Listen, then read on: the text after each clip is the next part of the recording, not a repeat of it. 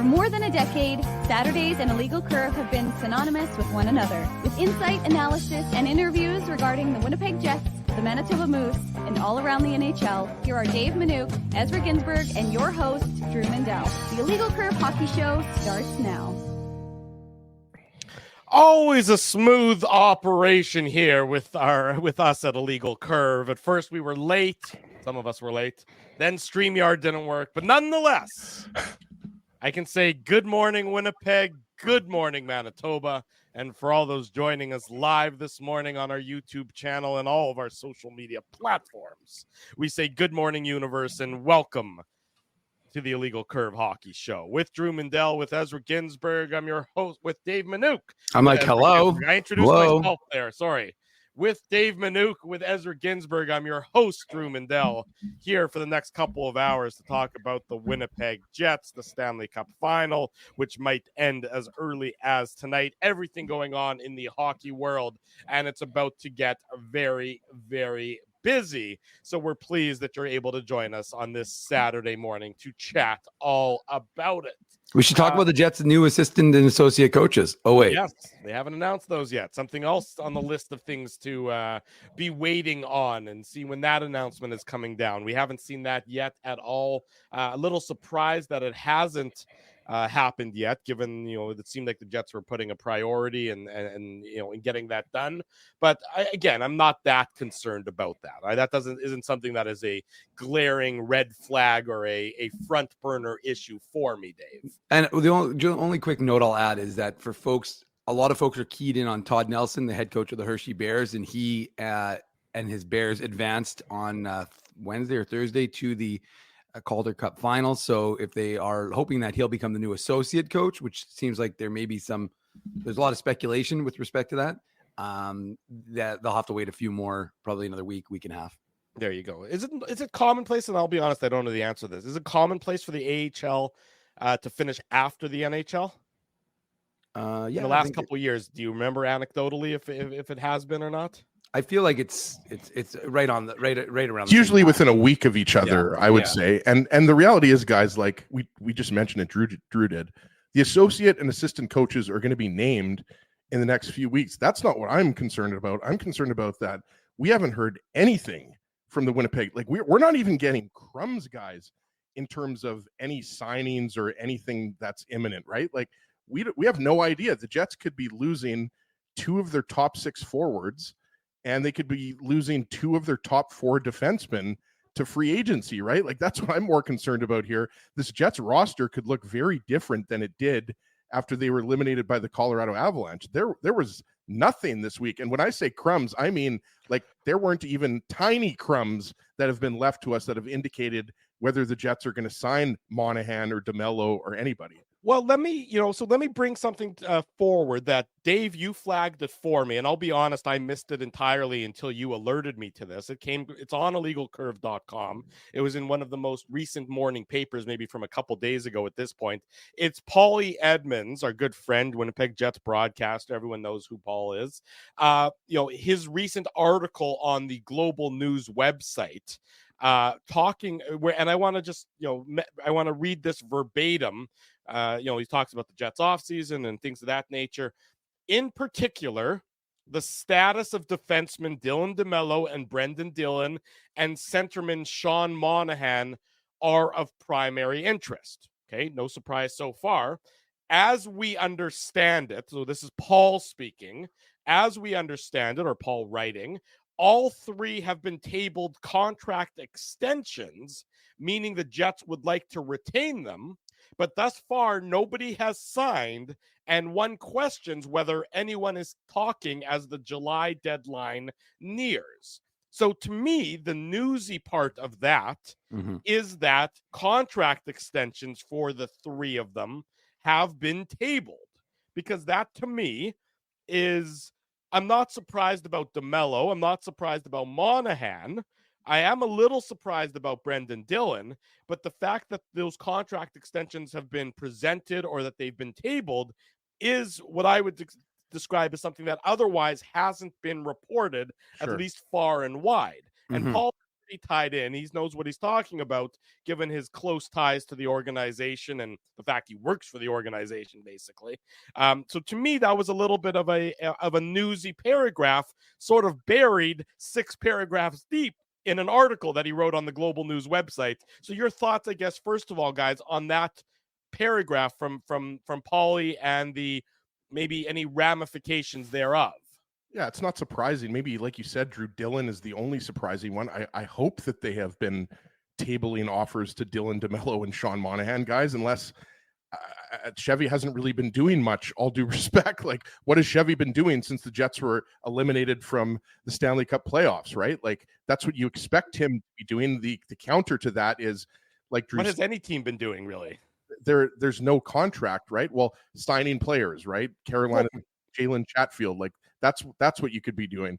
But that is not news in terms of those guys aren't signed. Yeah, there could be contracts in a drawer, Drew, but those guys aren't signed. So, I mean, that's what we're waiting to hear. We're not waiting to hear that there's been an offer, but like I said, the alternative to that would be there have been no discussions and no contracts tabled. So in that respect, you know, it is somewhat newsworthy here, guys, but I mean, these are key positions. And, you know, I heard you guys talking to Jamie Thomas about this last week, as is Lauren Brossoit. Like, you're hearing names being thrown out already in terms of, you know, potential goaltenders that the Jets could sign to be Connor Hellebuck's backup. But like, you're talking about backup goalie, you're talking about 2 of your top 4 defensemen, you're talking about top 6 forwards. Like, we can talk about whether or not Brad Lambert and Cole Perfetti are ready to take over those second line roles all day long. But you're going to have other holes to fill in addition to that. And so that's what I'm most concerned about, is that you're not really hearing a lot in terms of an imminent contract. You're just hearing a lot of speculation at this point. And we haven't even thrown in Nick Ehlers, right? Who's the big one. So the 2 top 6 forwards I was talking about are Monahan and Toffoli. Toffoli is gone. He's not coming back. Monahan could be gone, and Ehlers could be traded potentially for draft picks. So then you're actually talking about your entire second line guys is gone next year. And I'm all in favor of Brad Lambert getting a shot in the top 6, Dave.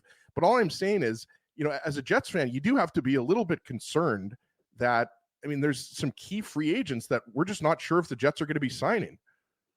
Yeah, I think you're right, Ez. And I think you're right, Drew. I mean, like I said, when I took note of that, as I do, scouring the headlines, trying to find news for folks, I definitely read Paul's article with interest, because we haven't heard anything. There has been a paucity of information with respect to that. We know that the Jets would like to re-sign Dylan DeMello. We know, like, the Jets would like to re-sign Sean Monahan. And you'd like to think that the Jets had, you know, at least initiated some form of offer. So clearly they've done that based on what Paul said, because Paul wouldn't write it if it wasn't true. And so, you know, I agree with the sentiment that it is a bit of a surprise to see that Brendan Dillon got tendered an offer. And, you know, like I said, we'll see in terms of like how this whole, like, it's funny. I was on Jets at Noon this week, and they're asking me questions about guys who can jump up from the Moose. Didn't take long for Dave to get that in there, Drew. Like, yeah. I'm surprised it took 9 minutes into the show before he started patting himself on the back. No big deal. But anyways, the point is, no, I was just saying that guys were asking me about guys who can jump up from the Moose. And I said, well, the problem is there's so much uncertainty with respect to this, to Ezzy's point, with respect to the Jets lineup. We don't know what's happening with Nikolai Ehlers. We don't know what's happening with Sean Monahan. We don't know what's happening with the 2 Dylans. So, you know, it's great to speculate, but unfortunately, it's very hard to have some sort of concrete answer, because you don't know. Like, they could need 4 guys, they could need 0 guys, right? Like, so again, I don't anticipate that they're going to re-sign Brendan Dillon. I think that ship has sailed. But I think that, you know, again, like I said, it's curious that the Dylan DeMello one, that's the one. Sean Monahan, obviously big as well. Mm-hmm. But, you know, to me, the you know, Dylan DeMello is, you know, that guy that they just really seem to like. He's fit in well here. You heard it in his end of season media availability. So, yeah, definitely a little surprised, because, you know, look, we're getting closer and closer. And I'd have to go back. I didn't look to see, you know, in previous years how close as the draft approaches, guys got signed by the Winnipeg Jets, like their own UFAs. When did they get those deals done? Was it with a few days left? You know, that sort of thing. So And they Well, haven't we'll had see. this many UFAs, guys, Well, not in in a a long while time, like yeah. this. Any significant UFAs? Remember, last year was all about Pierre-Luc Dubois and whether Blake Wheeler was going to be bought out and the future of Scheifele and Hellebuck, right? Like this is different. This is significant veteran UFAs that we're just not sure how many of these guys are going to be back, right? And if you remember, Nemesnikov re-signed with the Jets last year after July 1st Right. had already come and gone. Yeah. So he, usually when you hit July 1st, you expect that the player is not necessarily going to re-sign with the original team that held his rights before July 1st. With Mhm. Nemesnikov, they did sort of circle back, as they love to use that cliche, and end up signing him. So it's not unprecedented, but that does, as we're sitting here, 15 days away, 16 days away, get closer and closer to a timing where you think the player is going to depart the city.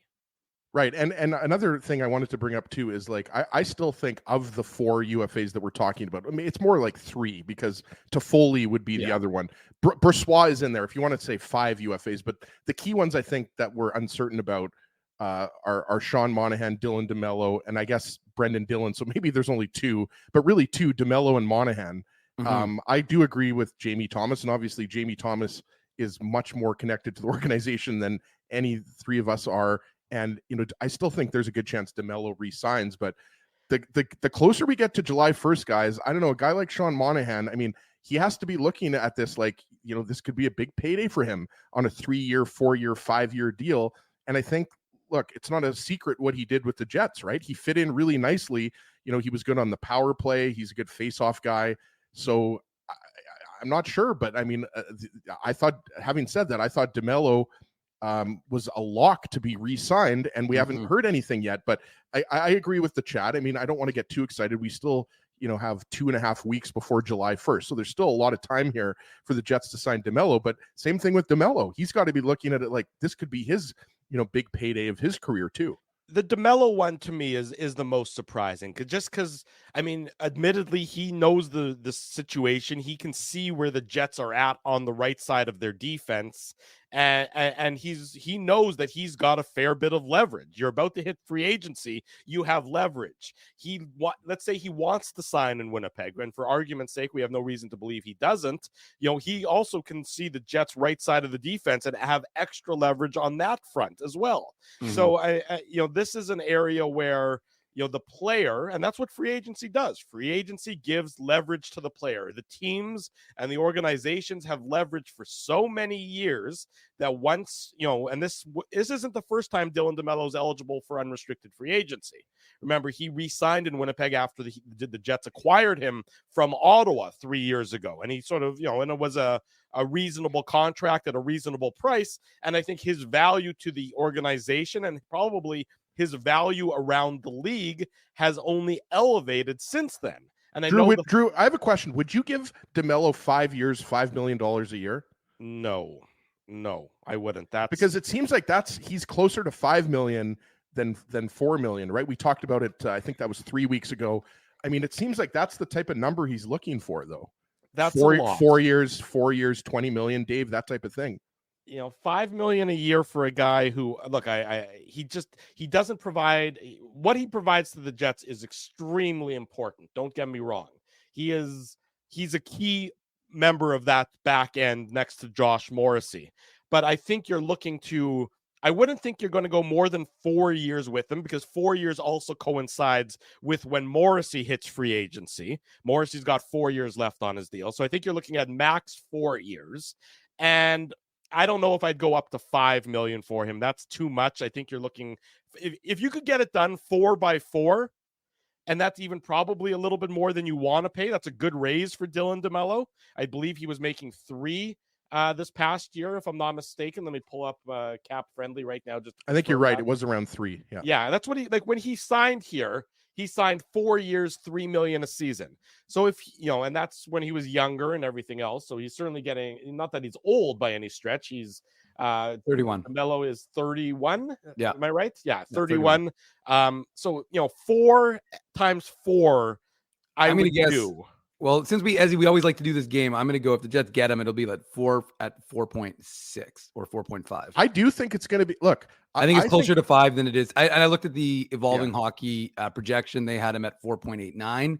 I think he'll be in that 4.5 ranges if I had a gun to my head. 4 years, 4.5 is my And guess. Dave, I would have no problem with 4.5 to 5 because what Drew said, the Jets are significantly weaker on the right side versus the left side where you have Morrissey, Sandberg, and Heinola, right? Mm-hmm. So I think that, the Jets are in a position where I think they have to re-sign him unless they're going to look, I don't think you can just expect that Chevy's going to be able to sign Chris Tanev or Brett Pesce on the unrestricted free agent market. Like the Jets usually don't get those top players, right? Yeah. Those are the two of the top defensemen that are going to be available. So I don't think you can necessarily expect the Jets to find a Dylan DeMello replacement on the free agent market. That's why I think you have to pay him. I'm with you, Drew. I think if you get him for 4 years, $4 million a year, that's almost a steal. And that's why I think he's going to be closer to that $4.5, $5 million range. And I think the Jets should pay that. I also want to point out that the numbers we're throwing out right now, I mean, and we're just speculating and saying what we would, be comfortable with. The salary cap in the NHL is going to rise fairly significantly this year and moving forward. The players have paid back what was owed to the owners after COVID and all that escrow and everything else along those lines. So you're going to see a significant upward trajectory in the salary cap, so that 4 years, 4.5, 4 years, 5 is not as significant as it has been for the last 2-3 years, where one bad contract can really almost shatter your entire salary structure and your cap machinations. So that at least that era of this NHL that we've been in for the last few years is mercifully coming to an end. There's going to be a lot more money in the system, which elevates the contracts for pending unrestricted free agents. And those Pionk and Schmidt contracts coming off the books, right? Right. Now, of course, they're paying more to Scheifele and to Hellebuck. But again, as a percentage of the overall cap, it's not overwhelmingly difficult to stomach those contracts had it or a bad contract had it been when the salary cap was 82 million or less in the last number of years. Drew, don't get me started on how big of a bargain Connor Hellebuck's contract is. I don't even think that's talked about enough. You could argue that he's an $11.5 million a year goalie. Eddie Shesterkin thinks he's going to get 12, right? So that's what I'm saying, right? So I think, look, Scheifele's contract's reasonable. I think that number I'm fine with. But Hellebuck, to me, look, you could argue that Chevy has done this many times before with Ehlers and Kyle Connor and even Josh Morrissey, Dave. I would say is on a pretty favorable team deal, right? But Hellebuck at $8.5 million a year, I mean, to me is absolutely a steal. He's probably underpaid by at least $2 million a year. Yeah, and the one thing I was going to say though, and I think we've all made this point probably, but just remember, if you remove Dylan DeMello from this right side of the defense, you're left with Neil Pionk, Nate Schmidt, and question mark. And, I know folks are asking about Elias Salamonson. I suspect he'll be with the Moose unless he has a really good camp. And I know he did a lot of good things with Schlefka winning the SHL championship, but that's a pretty big jump from the SHL to the NHL. So my suspicion, for a relatively young guy drafted in 2022 is that he'll be with the Moose to start and then maybe get a chance to jump up to the NHL. We'll see. But the concern for the Jets has to be, you look Nate Schmidt would be fine on a third pair. I know people don't like his number, his cap, but his salary cap is what it is. And Neil Pionk did not have a good last couple of seasons. And, are you expecting him to come back to be Neil Pionk from 3 years ago? That's a pretty big ask. And so, if you don't have Dylan DeMello, who we all agree on a championship caliber team is a number 4 guy, or 3 or 4, whatever you want to call it, but he'd be on that second pairing ideally, and the Jets would trade for a top pairing right side guy, right? But to me, you can't really afford, based on the youth of the right side in terms of the prospect depth, to take that sort of risk. Remember, this Jets team is in win now mode, not win later.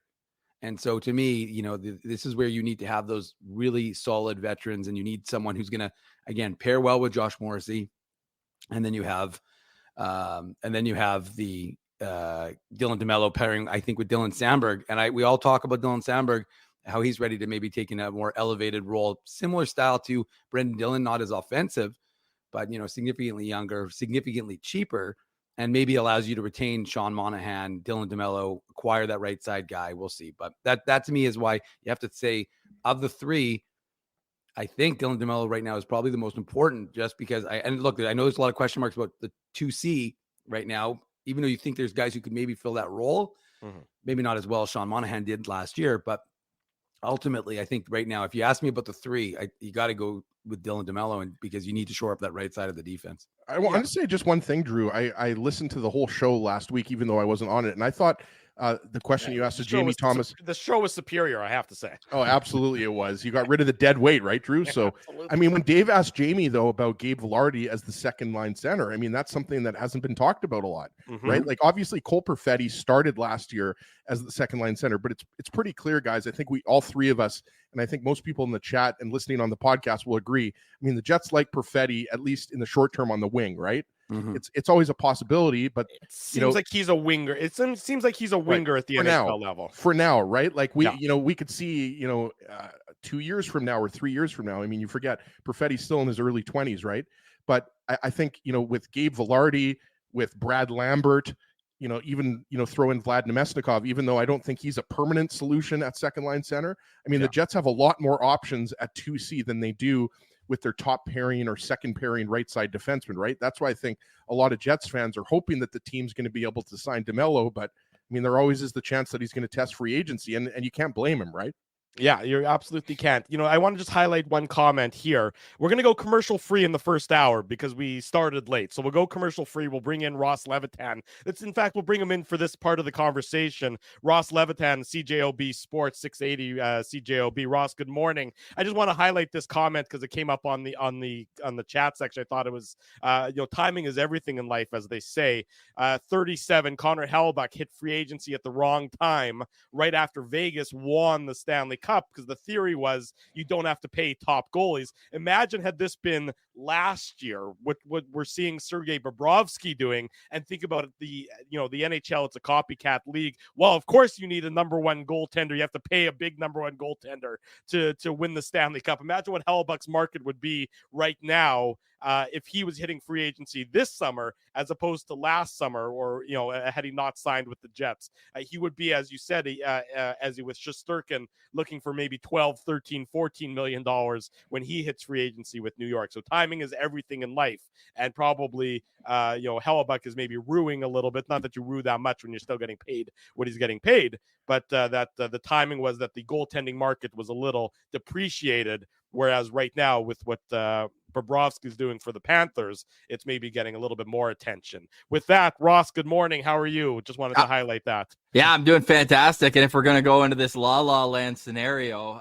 and he's still a Jet, I don't know if his playoff numbers are doing him any favors, though. That's true. Into That's free fair. agency. So, hey, you're right, though. It is all timing. And it's so funny to see all the hot takes about the Oilers and the Stanley Cup Finals. Like, just circle that 950 save percentage from Bobrovsky, and you've got your story of the final for sure. Yeah. So, sometimes it is a simple game to analyze, and that's exactly it. You have a goaltender. I mean, look, Florida's probably the better of the two teams, anyways, just the way they've been playing, but you have a goaltender who's in the midst of an absolute heater. Coupled with all the play of the Panthers in front of them, and it's no wonder why it's a 3-0 series lead, and Florida goes for the sweep later on tonight. But we'll talk about that later. That's not the priority. The priority, of course, the Winnipeg Jets here on this show. As we hit the bottom of the hour, number one, this is the Illegal Curve Hockey Show. Ross, I guess as we sit here, we were talking at the start of the show, still no real Jets news, nothing tangible. A lot of speculation, a lot of chatter. Scott Arniel very effusive in his praise for Nikolai Ehlers earlier this week, something we'll delve deep into throughout the course of the rest of the show. I guess, are you just sort of in that like we are, that sort of calm before the storm as it pertains to the Winnipeg Jets? And once the Cup final's over, it's going to be sort of that 2 to 3 week sprint through the draft, through free agency, as the roster begins to formulate for next year? Yeah, well, we know 48 hours after the Cup, teams can start with the buyout window. And I noticed in the conversation you guys were having about defense, there's no thought about buying out Nate Schmidt. I I think know there he's a is. decent third liner, but you're saving quite a bit, basically cutting his cap hit in half for next year. And then you just have that one extra year to pay at Mhm. one and change. I think that would kind of open up some options on the back end so that you can kind of stack differently. But Ross, I agree wasn't with even thinking about Nate Schmidt. I'm laser focused on Pierre-Luc Dubois in LA. I just want to see how many millions of dollars they can throw in the toilet. Well, did I see something that depending on when the Cup final Yes. ends, He his turns 20. age would change, therefore a 1/3 versus 2/3 buyout? That's Yeah. fascinating stuff. Yeah. If the Cup final goes 7, which it doesn't look like it's going to go 7, but I mean, there was no reason to think earlier, before the series started, that it wouldn't go long. If it had gone 7, he would have turned 25, and as a result, he would have turned 25 the day before Game 7, and as a result, it would have been a 2/3 buyout as opposed to the 1/3 buyout. Wow. I mean, they have to buy him out. If you look at the savings that they get for buying him out, let's say, if the cup ends tonight, yeah. the amount of money that the I- real money they pay out is insignificant. I've got it and- right now. They'd pay out 15.8 and they'd save $31.6 million. I mean, you have to make that move. You have to eat it and say, otherwise you're just doubling down on your mistake. If you're Rob Blake, then you may as well just hand in your resignation at that point. Yeah, Because true. you've traded away all those assets, and now you're accepting the fact that you got 1 year of service for Gabriel Velarde, Rasmus Kupari, and Alex Iafallo. And that the service, second round pick. Oh, and the second round pick. That's right. Yeah. And that service was to the tune of 40 points and 1 goal, no assists in the playoffs. I'm sure the chat's loving the Pierre-Luc Dubois slander. I'm sure you guys get that all year man. long, eh? Yeah. Yeah. I had to get you going, Ross, when you were talking about buyouts, but I do think Nate Schmidt is an interesting one. Like, I mean, I've always said this, Ross, if Nate Schmidt was making $3 million a year and he was a third pairing defenseman, nobody would ever bring up his contract. No. And we would all just talk about how good of a veteran kind of number 5, number 6 defenseman he is. But Best because interview on the team, too. Exactly. He's a great team guy. And it's because he makes whatever he makes, 5.8 million, 6 million, whatever he makes. But I think it's definitely a possibility. But as you know, the Jets they haven't bought out a lot of players. They've only bought out 2 or 3 players in 13 years, right? Yeah, no, it's an interesting point. It just made me think because DeMello does have all the leverage right now, but deadlines breed transactions and breed actual tangible either signings or trade, whatever the case may be. So I do find it fascinating because DeMello should enjoy where he is on this team, right next to the most talented defenseman they have. And it feels like that's with a lock and key that he'll be going into training camp and throughout the season, just like he did. I think they played upwards of the top minutes in the league together at 5-on-5 together. So I think Dylan DeMello could also, though, look at the landscape. And I heard Elliot Friedman say last week on 32 Thoughts, like, defensemen are going to get paid. We hear Zadorov in Vancouver. Obviously, he's a bit of a unicorn with his size and toughness, and as well as being able to move the puck. But if he's getting 6x6, it sounds like he wants, like, all of a sudden, guys behind him in line are saying, wow, maybe I'm worth more than I initially thought. So I think that once the first domino falls, and Jalen Chatfield, with all due respect, I don't think is quite at that level to be considered a full-on domino as we talk top 4 defensemen. But when one drops, I think the others are going to go quickly, whether it's Tanev or somebody else of that nature. Ross, I want to focus on the forwards because there's been a lot of speculation when it comes to the Jets with respect to this future of Nikolai Ehlers, who's got 1 more year left on his deal. And like I said, if the Jets are looking to acquire that right side guy, that might be your asset to do it. My question for you is, like, there's been a lot of talk about picks, and that to me is like confusing because this is a win now Jets team. So I don't see how a first round pick, getting back your first round pick this year, is going to do anything unless you're using that as a part of a trade later on to acquire that right side guy. But are you surprised yourself to hear that people are talking in that regard, saying Nikolai Ehlers for picks as opposed to Nikolai Ehlers for a tangible piece? Yeah, I very much feel that way. And look, at Locked On Senators too, my little side hustle, we threw out, once that name came up, we're like, hey, Jacob Chikrin on the trade market. Like, does a 1-for-1 trade make sense? They're both 1 year away from free agency. You're basically just trading a forward for a defenseman and kicking your problem 1 year down the line. I don't know from the Jets standpoint if that makes sense, because much like the Senators, when they acquired Chikrin, they needed a right side defenseman. They're like, oh, he's left shot, but he can play the right side. And I'll tell you, Nate Schmidt is the exception to the rule. A lot of guys struggle playing their offside, and we saw that in Ottawa with Chychrun. So if you're acquiring him here, it's more likely to play a Brendan Dillon replacement on the left side. So I don't know if that's as much of an enticing piece for the Winnipeg Jets, but if I'm management, I'm listening to Scott Arniel and I'm going to Nikolai Ehlers saying, what can we do to make this relationship work? Because the fans love him.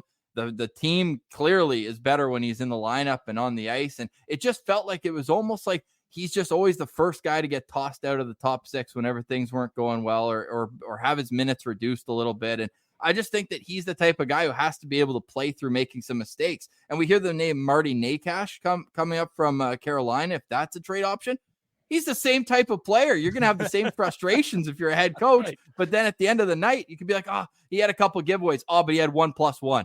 He's still filling the score sheet. So, I mean, the playoff numbers, I'd lie if I'd say I'm not a little concerned by that. What's it, 4 goals in 60 games or something like that in the playoffs now? Maybe a little less games, but 4 goals. Like, we need to clean that up. But he's such a talent that if you're going to trade him, I agree with you, Dave. I think it's got to be for a piece that can help you going into next season. The draft, we've been doing a ton of research into that, and the top 17 is very good. After that, you're taking a swing on 1 or 2 things you like about a player. There's no guarantee. Now, if a Brad Lambert falls into the end of the first round, of course, you're happy to scoop him up, but I don't think you're going to be getting a piece that helps you for 3-4 years if you're trading Ehlers for picks. So I don't think that should be even in consideration for Cheveldayoff and his team. Well, let me ask you this, Ross Levitan, CJOB 680, our guest on the Illegal Curve Hockey Show. Scott Arniel was effusive in his praise of Nikolai Ehlers on the Daily Faceoff on our buddy Frank Saravelli's podcast called Frankly Speaking. And he was effusive. So do you think that changes the tenor of the conversation? We know that the GM is the one who builds the roster and the coach plays the players that are handed to him. But, you can't listen to those comments and not think that Scott Arniel really wants to deploy Nikolai Ehlers in a different role than we've seen all these years that he's been in Winnipeg. So I'm going to get to the answer to that, but who you need to play with Nikolai Ehlers is a centerman with pace. And I just felt like it was such a miss getting Sean Monahan. I like the player, Sean Monahan, good down low, good bumper guy on the power play, but he just doesn't have pace. And then you add Tyler Toffoli, like, all due respect, these are 2 of the slower top 6 forwards in the league. And I feel like you need Ehlers to be like Sam Bennett. Obviously, we're seeing his coming out party has been long already happening over the course of the last couple of years. But that's the type of centerman that you need with Nikolai Ehlers, the guy who's going to crash and bang and play with pace through the neutral zone and find Ehlers in those spots where he doesn't have to wind up himself in his own zone, where he's getting speed through the neutral zone and a guy can get him on the rush. So I have a feeling that if you're going to get the most out of him, he's got to play with Scheifele in the centerman that you have right now, unless, and I don't even want to go there, but is Perfetti ever going to shift over and be a full-time center? That's a story for a whole other conversation. You can do a whole show on that. But it just seems like Rick Bowness, at least, loves Kyle Connor, Mark Scheifele. That's it. That they're going to play together. I would love to see, and we saw it when Connor was injured, where you had Velarde and Ehlers flanking Scheifele. Mm-hmm. That was their most successful portion of the season. So if I'm Ehlers' camp, I'm like, what do I have to do to ensure my client is going to get that opportunity where he's proving he can do it, but you're still taking him out for a guy who, I mean, if we're going to do it off of what you've earned defensively to play in the offensive zone, I mean, I don't know if I'm taking either of them on the all defense team, but I'm certainly looking at Ehlers and Connor as negligible there. And Connor should be able to create his own offense a little bit too, and maybe help out a second line center. So to answer your question, if I'm the Jets, I'm going to Ehlers and I'm saying, look, you remember playing with Scheifele and Velarde? You had fun, right? Well, let's go into that next season and then let's talk contract and try to get you done. I've been a huge fan of Ehlers. I happened to live in Halifax for school when he was out there. 35-game point streak one year. Like, he was elite. And then he brings his talents to the NHL, and you can just see that game-breaking skill that he has. And it would be a real shame to lose him for sure. And Ross, Dave has mentioned this, right? Like, what was a big criticism of the Jets in that first round series against the Avalanche? Well, one of them was obviously the special teams were horrible, specifically the penalty kill. The Avalanche were scoring a power play goal or 2 every game. But the thing that Dave always talks about is you take one of the fastest players in the league off of this roster, and you're going to notice it on a game by game, week by week basis. you know, we always talk about the one-man zone entry and, you know, Ehlers' ability to do 3 or 4 Harlem Globetrotter circles, you know, in the offensive zone, right? Like, I mean, and my question isn't about Ehlers, but I agree with you. The only way it makes sense to me that you trade Ehlers to get a first-round draft pick again is if you're going to use that first-round draft pick and acquire a defenseman, right? Like, it makes absolutely no sense to lose, if not your best offensive forward, your second best offensive forward after Scheifele, right? He's at the very least your top 3 forward on your team. You have to get somebody who's going to come into your top 6, right? But I wanted to ask you about the second line center role, because obviously we've been talking a lot about Sean Monahan, Dylan DeMello, the Jets' top 2 pending UFAs. But do you think, I mean, I guess, how badly do you think the Jets need to re-sign Monahan? Because obviously the options are Cole Perfetti, maybe Gabe Vilardi, Vlad Nemesnikov up the middle. Does anybody think Brad Lambert's going to step right in as the second line center? I would rather see him step in on the wing and be eased in a little bit. Like, I guess, how much concern do you have if the Jets can't re-sign Monahan, that the Jets are going to be able to replace him in-house? Well, Brad Lambert's a definition of pace. I know, Dave, you got to see the Moose a ton this season. This guy's game is definition of pace. Is he ready? Probably not. But at the same time, like, day one of training camp, especially when it's so early that you just like to have kind of some vets and the guys with the high upside, you want to see them play with good players, at least for a small sample size. My day one training camp line, I have Brad Lambert playing with 2 top 6 guys. I want to see what he can do. He had a great preseason last year. What if he doubles down this year again? And all of a sudden, I might not hate that. But I understand, as an organization that wants to win now, you have to at least have an insurance plan to that. And I like Sean Monahan. I liked him at what he was making last year, especially with the 50% retained. I don't know if I like him at $5 million a year. I really don't. I don't think the sample size is big enough since coming off that injury. He's a good power play guy for sure. But I need a guy who's at 5-on-5 going to create a little more pace with his game. Now, internally, we know Cole Perfetti's not definition of pace either. Like, he's a guy who's going to be more cerebral and look to make smart plays with his hockey IQ. But if you're asking me who I'm looking for, it was another trade target for the Jets this season. Elias Lindholm's a free agent. He's a guy who I think has a little bit more to give than Sean Monahan. If we're getting above $5 million, if you're paying Sean Monahan less than $5 million, go ahead, sign the ticket, 2, 3, 4 years. I'm not really too picky on that. He's going to be an NHLer for the course of that contract. It's not going to be an Albatross. But if you're looking at over $5 million, I'd like to squeeze a little bit more out of it than Sean Monahan. And look, he did his role. He did his role just fine when he came here. I think he scored a ton of goals and he was fine. But I think that they should aim a little bit higher, and maybe not Elias Lindholm. He's going to have a lot of suitors. I get it. The 2 markets I cover are like the 31st, 32nd on a lot of free agents list in terms of where they want to go. I get that. But if you show a player that you have a legit opportunity at winning, Edmonton was a long time seen as in that sphere as well. And now any free agent, I want to play with McDavid. I want to play up there. Let me get up to Edmonton. I want to win. So I think for Winnipeg, they've got to target guys who can play a little bit faster. Yeah, Colorado is one of the fastest teams in the league, but they got exposed so badly in that series, especially in the games in Colorado when Winnipeg couldn't choose matchups. And I think that's the biggest thing this summer is they got to get faster, and they've got to maybe lose both Toffoli and Monahan to do that. Kind of seems like one step forward, but then depending on what you do to replace it, maybe we can take 2 or 3 steps forward afterwards.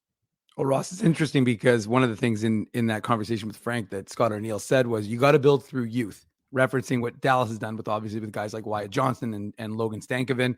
And then one of the things he said is being ready to fill some holes for guys who might be departing this summer. Like you just mentioned, those 2, we need to be in a position to do that as well. Although he did add the qualifier, but as a coach, you want to win. So he did say ultimately he'd like to get all of his. He'd like to get all those of his coaches that like losing. But he did ultimately say he'd like to get all of his UFAs back. So, and that's one of the things we've talked about. But in terms of those youth, in terms of those guys who are going to take that step to, do you think in his mindset, and I can't ask you, obviously you can't answer in the sense that you know exactly what he's saying, but do you think he means guys like Cole Perfetti, or do you think he's talking about that next generation, the Brad Lammerts, the Elias Salomonsons, that sort of thing? But from what we were discussing before you came on was that this is a Jets team that wants to win now. Yep. And they're not in a let's win in 2 or 3. Let's get these guys an opportunity and then we can try, to go for it. This is a team that's supposed to be, when you sign Mark Scheifele, when you sign Connor Hellebuck, to be in win now mode. So from your perspective, what do you think that sort of entails? There's just so many good pieces that can create the feeling that this is a win now team. Like that third line's up there with the best third lines in hockey. And do I think the organization's higher on Mason Appleton than I am? That's for sure. I think that he's a replaceable piece. I'd actually like to see them try to move him this summer. They have a surplus of forwards, and to be able to save, what's he at, like 2 point something, and you're able to get, to me, Chibrikov would be an awesome guy in that role. Just kind of go in and be able to play 11, 12 minutes a night and kind of be a pest on an entry-level contract. But Appleton's also a year away from free agency. So he's also one of those guys who's 1 year away from UFA status. And I thought he had his best NHL season last year, but I agree with you that there still seems like he's replaceable.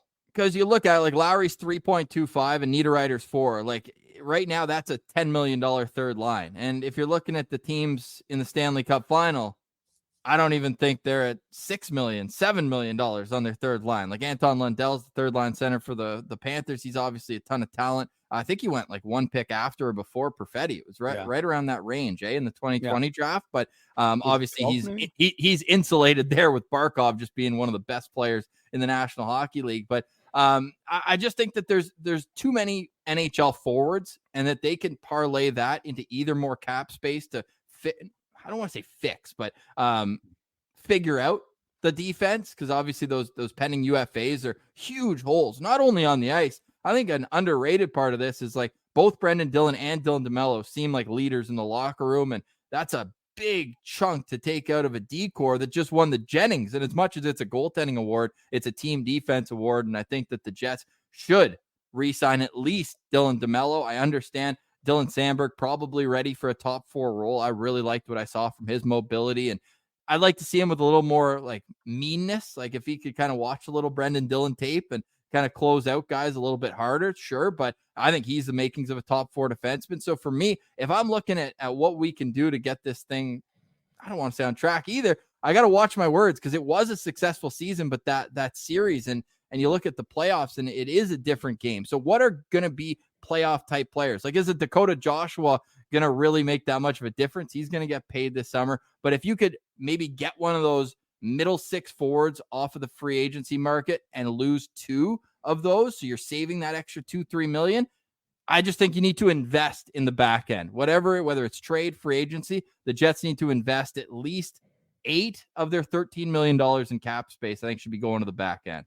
Ross Levitan, our guest on the Illegal Curve Hockey Show. Ross is with CJOB 680 Radio. Ross, last year when the season started, I mean, there was some still very significant questions about that second line center role. Remember, it was Cole Perfetti's at first, and then that quickly went by the wayside, and maybe it was Gabe Vilardi's, and then that went by the wayside. So what if the Jets don't actually have that sure thing second line center to start the season, and they approach it similar to what they did this past year with waiting until closer to the trade deadline or the All-Star game as it was this past year to acquire that second line center? What happens if they sort of try and recreate what they did that worked for them, to be honest, at least in the regular season? What if they do that instead? Do the Jets lead the league in centers that don't play center? Like, I'm looking through, and like even Morgan Barron, right? Like he could be a center, but he doesn't often play there. So it's hilarious. Like between Perfetti, Barron, Nemesnikov, Vilardi, that's like 4 guys that you could theoretically put down the middle. And David Gustafson has been that 4th line center. Kupari, I mean, you keep going down. So there is depth. It's like, are you going to trust one of those guys, to your point, and kind of go like last year? And I kind of like that, even for the standpoint that then you could sneak Brad Lambert in for a few preseason games and even give him a 9-gamer at the start of the season.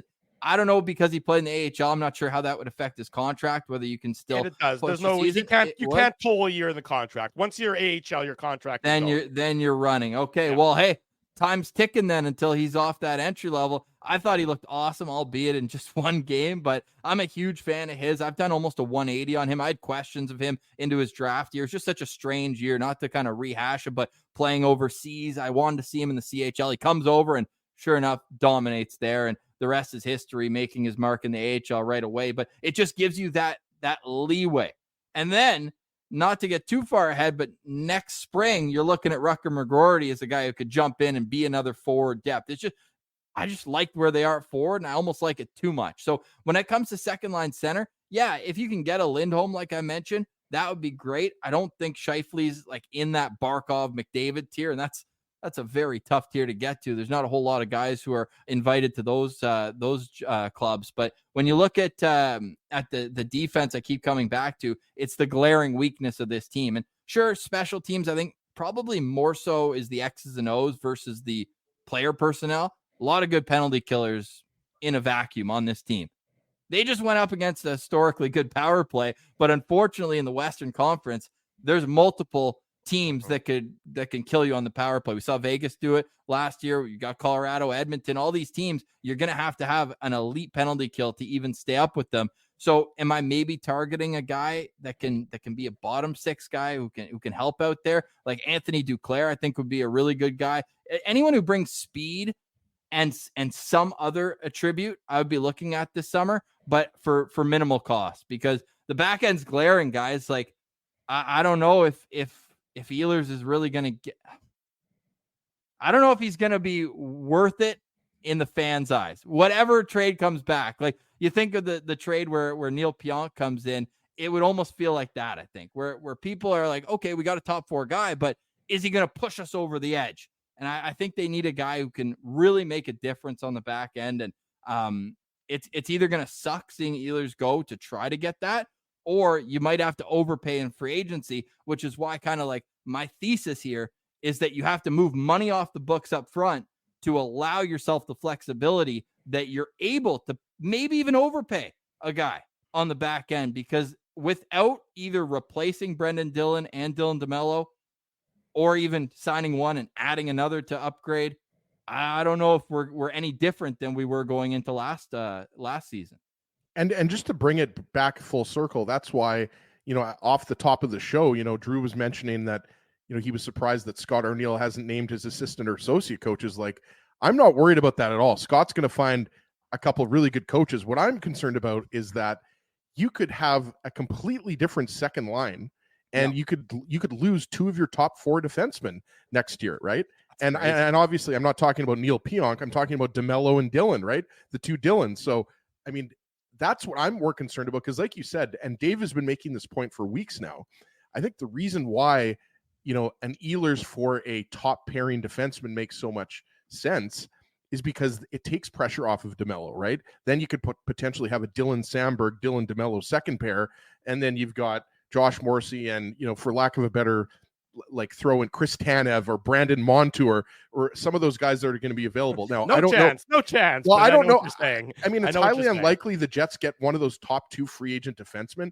Brett Pesce is another guy whose name is out there, right? That would be an A+. That would be perfect, right? Like that would be Morrissey and Pesce as your top pair, and then you've got Dylan DeMello and Dylan Samberg. But the point is, I think what you're saying here is that all of these potential moves have a ripple effect, right? Like if Nikolai Ehlers is traded for a draft pick, then you're assuming the Jets are going to use that first round pick to acquire a defenseman in theory. Because if not, your team is going to be a lot slower and a lot less skilled, because I'm with you. Over the years, I mean, Nikolai Ehlers, I think he's the number one play driving forward for the Jets, right? Like all of the advanced stats, we don't have to get into that. But when it comes to expected goals, he makes other players on his line better, as opposed to Kyle Connor, who, by the way, and our friend Garrett Hole has pointed this out many times. Kyle Connor actually makes his line mates worse, and the numbers back that up. Yes, he's a 50-goal guy, but he actually makes his 5-on-5 line mates worse, as opposed to Ehlers, right? So I think, if the Jets somehow don't end up signing DeMello and don't end up signing Monahan, I mean, then you're putting more pressure on yourself to really nail an Ehlers trade or really bring in a significant free agent, right, Ross? So that's why I think, I mean, there's just so many questions, and right now there's not a lot of answers. Well, let's see if the chat agrees with you. You're saying trade Kyle Connor this summer for a defenseman? No.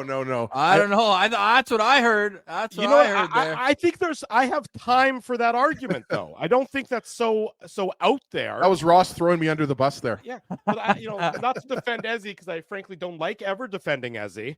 But I don't think Look, I don't think that the Jets would do that because they're not. They don't engage in bold, roster. Drew, you can just say altering- they're not Vegas.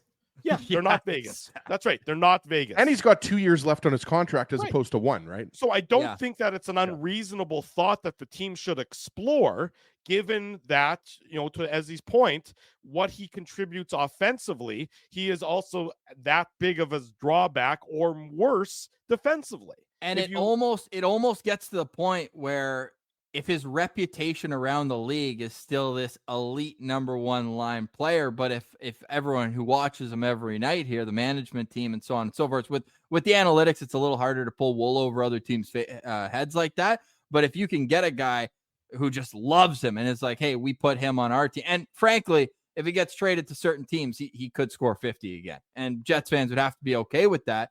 But if you're looking to maximize what you're getting on the back end, Kyle Connor's bringing a whole lot more value than Nikolai Ehlers. Yep. And then we just talked about being comfortable with Ehlers on a top line with Scheifele and Velarde. So now all of a sudden, you're looking like that might be a good choice. And I know it's easy to say it. It's harder when your job potentially or your reputation as an organization is on the line, because like Ehlers could score 100 goals in the next 2 years. And then you're like, oh, well, we could have used that. But in terms of where the Jets are right now, like, yeah, I was kind of giving you a little hard time there, Ezzy, but at the same time, I would potentially consider that this offseason. If I was the GM, I absolutely would. I just don't think Chevy is entertaining. I feel like Kyle Connor, maybe with the exception of Scheifele and Hellebuck, he's probably Scheifele, Hellebuck, Morrissey, I should say. He's probably the most untouchable guy on the roster, right? Well, Yeah. but only through the Jets' perception of him. I mean, they. But that's the only perception that matters. Right. Drew. That is the only perception that matters. You're right. I Absolutely. think that says his point. So, Ross, one last question here for you, and it's one that's not getting a ton of attention because there is so much fixation on that top pairing right side D or the second line center. But let's talk about the second goaltender in this organization, because as everyone anticipates, Laurent Brossoit will be heading to parts unknown, but somewhere else other than in the 204 or 431 area code. It'll be sad if it's Toronto, though, won't it? No, not. I mean, No, you're you're okay with that? well, it's interesting because, well, first of all, they've already pilloried him, so I'm pretty sure based on his social media, they all hate Laurent Brossoit. But anyways, I think it's missed that. What happened on the social media? Some controversy because of, like, again, heaven forbid you follow people that someone that you don't agree with. So people in Toronto, He's getting canceled. He got a little canceled. Oh no! Yeah. I'm glad I missed that. I feel better for Yeah. Yeah. But anyways, the point is that regardless of where he goes, he's going to go somewhere else. So from a Jets perspective, how important is getting that fit right? Because look, Laurent Brossoit was excellent last year. And if you look at his numbers, he had the best goals against average and best save percentage of goaltender who's going to be a UFA this season. So, but the Jets didn't play him enough, and obviously we know that because he wasn't eligible to be on the William Jennings Award, which is stupid because he played. Wow, ridiculous. It doesn't make any sense, but again, that's a whole nother conversation. By 2 games, right? Yeah. 3, wasn't it? Just put his name on the award, right, Ross? Like, who cares if it's put it in a Sharpie? Just Sharpie it in instead. 25 game doesn't make any sense, anyways. Like, why isn't it 23 games? Why isn't it 21 games? Like, it doesn't even make any sense from the perspective of, like, think about all those years that guys like Marty Brodeur played the majority of the games, but he still didn't play all the games. Although Marty, he played almost all of them. But the point, you can play 0 Stanley Cup final games, but if the team petitions you to get your name on the cup, then that's okay. But you can't get petitioned to get your name. Corey Schwab and Chris Terreri's name are still on the cup. You like those old Scott references? Clemmensen erasure. Yeah, there you go. See, I know Ross would like those old school references there. My grade 5 dream job was to be the backup goalie for the New Jersey Devils. I don't know if that says more about me or Ross, maybe my drive. Ross, you're speaking as his language. Yeah, I'm a big Devils fan, so yeah. If you want to talk Ken Danico any day, Ross. Oh, there you go. No, that's awesome. I would tell you it was more important though, Dave. But they don't play their backup. To me, the most fascinating thing this summer is to see the contract that both Laurent Brossoit and Anthony Stolarz get, because they were in such good situations, but their numbers are ridiculously good. And in Stolar's case, he's 6'6" and covers a ton of net. So teams obviously love that. And he was in a brutal situation in Anaheim before, whereas Brossoit was in a pretty good situation in Vegas as well. But I think that you need a guy who's capable. I think more so, and there's not a whole lot of organizations or goalies, I don't think, that would have this type of respect. But I think that Hellebuck is in that category, that they should ask him. Be like, who do you want your backup to be in that case? Because ultimately he's going to play 60 games anyway. So you may as well kind of ask him, who do you think would push you in practice, or who's going to be a guy who maybe is a veteran who can kind of impart some wisdom on him, maybe like a 35, 36-year-old type guy. I'm not saying Jonathan Quick, but kind of what the Rangers did, where they brought in Jonathan Quick to back up Shesterkin, and ultimately he helped them out through a tough part of the season. But I think they'll basically need a guy where if Helly gets injured, God forbid, that he's able to step in and give them a decent run. But they can't be spending, I think it was $275 for Brossoit. I think that the cap is $2 million for their backup goalie based on what money they have left. I thought it was it was 175. Yeah. I knew it was 75 in there. Because he was coming What a off the bargain. injury. That's Yeah, a Winnipeg huge bargain right there. He's getting So- at least 275 this summer for So sure. Ross, Yeah. you're not saying welcome back to Winnipeg, Eric Comrie? No, I'm not doing that. No, not welcoming him back. And I don't think Berdine's going to come back and save them anytime Wow. either. I think So, the two names that jump to my mind. I mean, you laugh about it, but I do think that Eric Comrie's probably in that conversation. I think so too, actually. And I mean, I've the other- joked would about that be his third time back? Ye- it. Technically, yeah. Maybe Or, even well, fourth. He went Well, on third or waivers and then fourth. came back. Or He was fourth. on waivers. They claimed him back, so that Yeah. was once, and then they signed him and then I guess this would be his third time back. Yeah. Yeah. That's awesome. The other name would be Chris Dreger. Yes. I mean, He's Winnipeg guy. currently in the Calder Cup finals with Coachella. Right, exactly. Who's had a great year at the AHL level, Yeah. and a guy who's looking to again sort of resuscitate his NHL career. That would be a guy who I wouldn't be surprised if he ends up. And he Jetty's doesn't ego cost- saying Pokey Reddick though. Also, Boys, there you go. we can't be doing Eric Comrie though. Like he's got an 880 save percentage since he left in 2 seasons. Yeah, I mean, we but can't be don't- doing that. Well, I would have got to draw the line there. I like Drieger though, and he had a full year missed with injury. Takes a little time to get back for that. And you guys say he's been playing great in the AHL. I like that call for sure. Another guy I'd throw out there too is Casey DeSmith as a out of backup. Vancouver. Yeah. Yeah. Yeah. Yeah, you He's got available. there's some teams that have 3 goalies almost where it's like, they're not going to bring them out, or they're going to free agency for sure. And there's going to be good goalies available. And if you're looking at the backup goalie market, some of what they want is a mentor and a guy who they can learn from and take to their next stage in their career. So I think getting a goalie on a 1-year deal in Winnipeg isn't going to be difficult based on the opportunity to learn from Connor Hellebuck for a season. I think that's one where the Jets might be the most desirable market, is for a backup goalie who knows he's not going to be a starter anywhere. Ross Levitan, CJOB. Ross Drieger, 680. sign me up. I'm ready to go. Get me in camp, fellas. Ross Levitan, 680 CJOB. Great appearance this morning on the Illegal Curve Hockey Show. Ross has got a great glove hand. I've seen it. He can stop pucks. There Do you what I go. can. Thanks, fellas. Really appreciate it. Keep up the great work, and looking forward to the actual storm. I'm getting my boots on the ground in Vegas, so I'll be there. And if Ooh, anyone needs nice. any reports, if the Jets get up to anything, you know who to call. So I'll always look forward to listening to you guys, and appreciate the invite and having We me on. might take you up on that because we could do like a poolside report with Ross Levitan. Like, Oh, it's a Ross, business like trip. you could have like a martini. Like you could be giving us an update what's going on in Vegas while sipping a martini, right? Hey, you know what's tough? Day 2 starts at 8:30 a.m. That's what I was going to actually ask you, Ross, with it being on the West Coast. And, normally, we do, obviously we're on at, 9 a.m. Central. I was going to ask, what time does the draft start? 8:30. 8:30 30 Pacific so- though.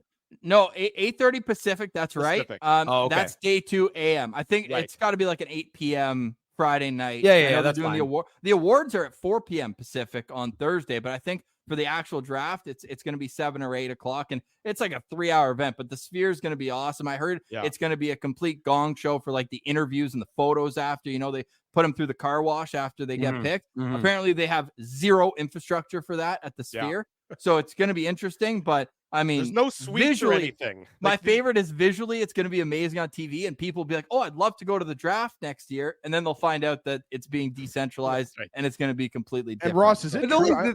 the thing is, yeah, Ross, that just means that there will be no GMs there and coaches. Yeah, the it'll still players be will fans. Yeah. and the fans will still be there, and the picks will still be there. So well, it's like, I heard they're only going to invite about the top 50 players from. it's going to from be like next the year on. NFL does the draft. Yeah. Yeah. Except Yeah. without the 250,000 people, watching it happen Yeah, live. but the in best part is Nashville or seeing the wherever. conversations on the draft floor and that that's sort of not gonna thing. So happen. that's too bad. I wonder if Yeah. it'll affect the amount of movement, but with the cap going up and teams really trying to figure out a way to get over the edge like the Winnipeg Jets, I think it's going to be fascinating to see. So I'm sure you guys will be covering it from top to bottom. And yeah, if you need anything from Vegas, you know where to find me. So yeah, well- as I said, you guys are the best, and appreciate you having me on. Thank you, Yeah. Ross. Have a great Thanks, Ross. Saturday, buddy. We'll do it again real Cheers. soon. Take There he care. goes, Ross Levitan from 680 CJOB on the program. I was this going to say morning. we can wait until Ross is by the pool at the Bellagio, and that's when we can bring him on. That's always that's the best. That'll be the best part of the experience, undoubtedly. The pool parties for all the Bellagio. players and the GMs, and there's definitely going to be one young draft pick who gets into some sort of trouble, even though technically they won't be allowed to drink or do anything like that because they're not 21, of course. So it'll be an interesting dynamic at the Sphere in Vegas for the draft, and of course we'll have coverage on illegalcurve.com and here on the program as well. Let's take our first commercial break after a solid hour to start the show. It's the Illegal Curve Hockey Show on this Saturday morning. Hi, I'm Drew Mindell. If you're looking for something to do on this Saturday, we highly recommend you head to Rumors Restaurant and Comedy Club. Kellen Erskine is going to be the comedian tonight at Rumors. I had the pleasure of watching his performance this past Wednesday. Let me tell you, Kellen is a fantastic comedian, and you will thoroughly enjoy yourself. Clean comedy. I don't believe he even cursed once in the course of his performance that I saw this on Wednesday. So Rumors is where you need to go tonight. If you're looking for an emergency dental situation, Linden Market Dental Center on Waverly is where you need to go for that. As they like to say, turn your ow into a wow, and you too can look like Ezzy Ginsburg after he gets hit in the face with a hockey puck. Dr. Les Rikus and the team at Linden Market Dental Center are standing by, ready to help you with your dental needs. I'm Drew Mindell, and I It's all wholeheartedly over, endorse folks, and the run has come to an end. You'll be so far away. A Canadian team hasn't won the Cup in over 30 years. And the cup will stay south of the border. Maybe it's time we try something different. This playoff season, let's cheer with the fans we've always cheered against. Team up for the Cup at Boston Pizza. We did it again! You're on fire, man. There's power in a handshake after a great game or great deal. It shows professionalism and respect.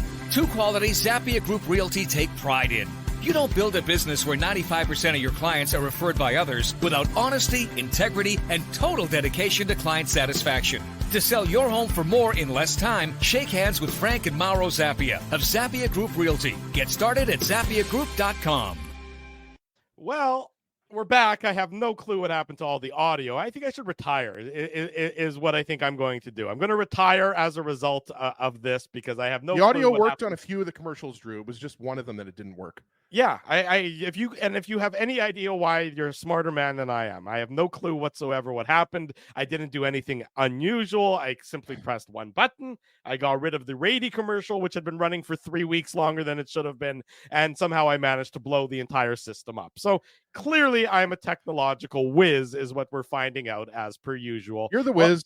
I'm the whiz. I'm the whiz indeed. Welcome back, everyone, to the Illegal Curve Hockey Show. Saturday morning. Yes, be quiet, TH Power. We are polished. I don't know what you're talking about. This is the smooth operation. Yeah, we ain't going to Vegas. That's Winnipeg Sports Talk that's going to Vegas. We're staying here in the Peg. Yeah, they are. The Huss and Remus are going to be there. I said to Remus, "Where are you broadcasting from?" He said, "The hotel." I said, "Why?" He said, "I'm not entirely sure." I said, "Okay, good luck with your divorce." So that's what they have to look forward to, and as they had to. What do you mean? Is this like Ezzy in 2017? Yeah.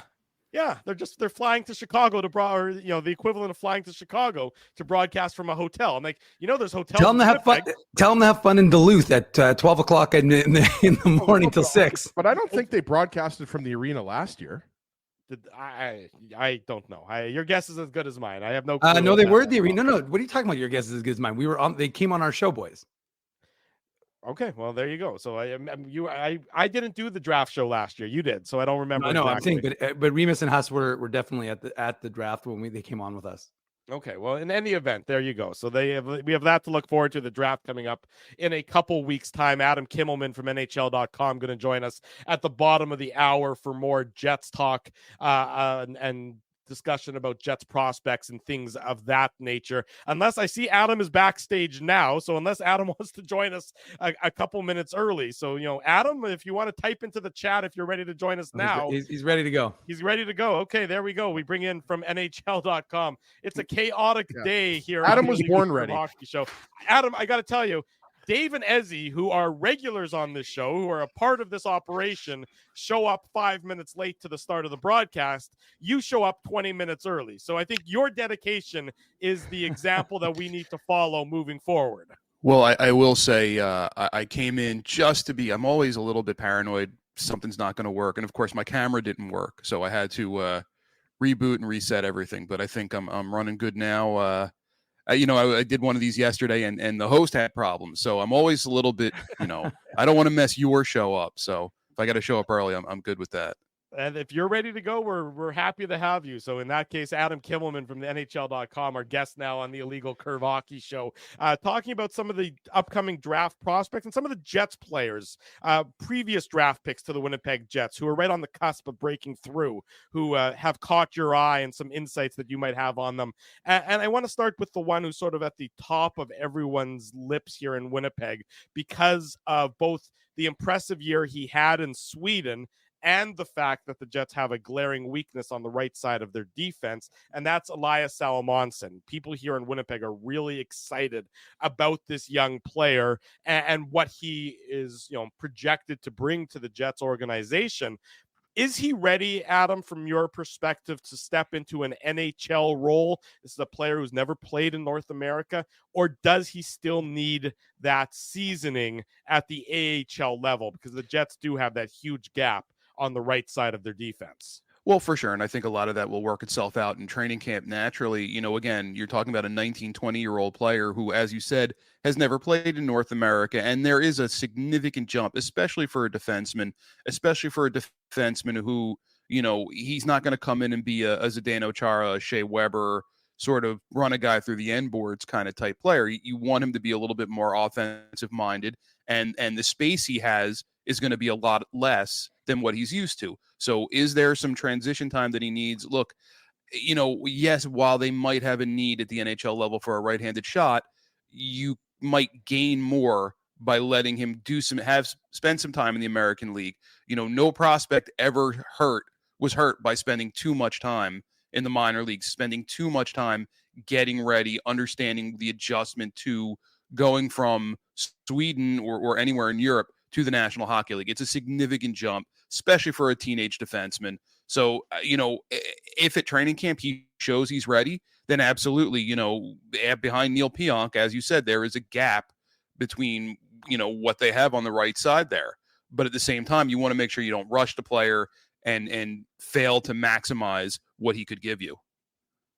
Adam, how surprised are you? I'm sure that, you keep your eye on Winnipeg. There's been a lot of talk that Brad Lambert can make that jump to the NHL and possibly even center the Jets' second line if they're unable to re-sign Sean Monahan. Are you surprised that Lambert has, already progressed that much with only 1 year of AHL experience, considering that, he fell all the way to the Jets with the 30th or 31st overall pick? Or are you not surprised just because, he, of course, did play pro in Finland before he was drafted? Right. The talent level is always there. Going into his draft season, he was a guy that was, considered maybe a top 5, a top 10 pick based on the talent. Now, the way things went in his draft year was a little bit different. He didn't play, to the level probably he or anyone else wanted, but he certainly showed, in the American League that he is a guy who looks like he is ready to make that jump to the NHL level. Look, he's not, you maybe hope that he could be a little bit stronger, to be a little bit more durable, but to put up, what did he have last year in the American League? 55 points in 64 games, close to a point per game level for a guy, who just turned 20. That's pretty impressive. So I think come training camp, depending on what happens with Sean Monahan and depending what else they do, during the offseason to find maybe a more veteran option there, I think absolutely Brad Lambert is a guy that they can look at as a second line, third line center behind Mark Scheifele to give them a little bit of extra offense, a little bit of extra youth in the lineup. Adam, the Jets haven't done exceptional with their 5th round picks, other than, of course, Connor Hellebuck, who was a home run in the 5th round back in 2012. Last season, they had 2 really good ones. They had Thomas Milic, who we saw what he was able to do with the Moose. He was exceptional and was really a big part of their turning around their season here in Winnipeg. The other guy I wanted to ask you about, though, was Jacob Julian, the 5th rounder from that same season. He took such a big jump last year in terms of what he was able to produce: 29 goals, 49 assists, 78 points in 67 games. Do you think it's a function of his growth or a function of how good that London Knights team was, or kind of a combination of both? I think it's always a combination of both. You look at the size, and he's got that traditional power forward build that you want, but guys coming out of that London program always seem to be a little bit more prepared, a little more NHL ready, just because of the show that Dale Hunter and Mark Hunter run there. They know what it takes to get guys to the NHL. And he sort of fits in that mold. A lot of other guys who have come through that London program they have a little bit of a slow start, limited ice time in their rookie year, and he only had 16 points in 40 games. But all along, they're prepping him and getting him ready to make that jump to where he's able to be more of a top line presence. And look, he got onto that power play, and that is a stacked power play that they had with a lot of drafted guys, a lot of guys with I hate to say better pedigree, but guys who were picked earlier than the 5th round, guys who were more, on the tip of the tongue, on the tip of being NHL ready than maybe Jacob Julian was viewed to be. Is he ready to make that jump to the next level? I think you look at a guy with that size and that skill set, and you have to wonder if there's a spot on the wing on the 3rd line, maybe even on the 4th line with some power play time. I think he's worked himself into a spot where he's going to be considered for an NHL spot, or if he has to start in the American League again, kind of going back to what we talked about with Salamonson. No prospect ever suffered from spending too much time in the minor leagues in developing. But I think what you're seeing is a guy who has been brought along the right way in the right program. And if that development curve continues, I think for a 5th round pick, I think the Jets look like they've got a really good one there. Adam Kimmelman of NHL.com is our guest this morning on the Illegal Curve Hockey Show, talking about some Jets prospects, talking about the upcoming draft, the NHL draft, which will be about a couple weeks from now. It's rapidly approaching the last altogether draft in Vegas. Adam, the Jets, they don't have that 1st round pick. They do have the Habs 2nd round pick. The talk about this draft is that it's 1 through 16, and then there's a steep drop off at that point in time. Do you agree with that sentiment? I guess will be my first part of that question. Then second of all, if you're a team that's in the latter half of that 1st round, how desirous are you of moving up to get into that top half where the talent is supposedly better than at the bottom, than towards the bottom? Well, I'm not sure I agree necessarily with that. It's only 1 through 16. I think there's a chance for guys all the way through into the mid-30s to be significant NHL players. I think when you look at the tiers to this draft, to me, it's number 1. He's sort of on his own. That's Macklin Celebrini. Then the next tier is probably 2 through 5, 2 through 6. And then there's a gap between 6 and maybe all the way down to 25, where you could see a lot of players being shuffled into different spots in that order. And it's a lot of, a team could have player X at number 7 on their draft board, and somebody else could have him at number 22. That's the wide, variation on these guys and how closely bunched up the talent is. So I think there's a lot of talented players, and where the Jets are sitting at number 37, I think they're in position to get a really good player. And look, obviously, if you want to move up, that, certainly in theory gives you a better chance of getting a better player. Doesn't guarantee you anything. As you mentioned, look, Connor Hellebuck was sitting there in the 5th round. He's the best goalie in the NHL right now. So I think staying where they are, I think as good as a chance of they have of getting a good player, if they were to move up into 15, 16, I think they have just as good a chance of getting a really good player at 37. I think the gap in talent is the talent array is that widespread.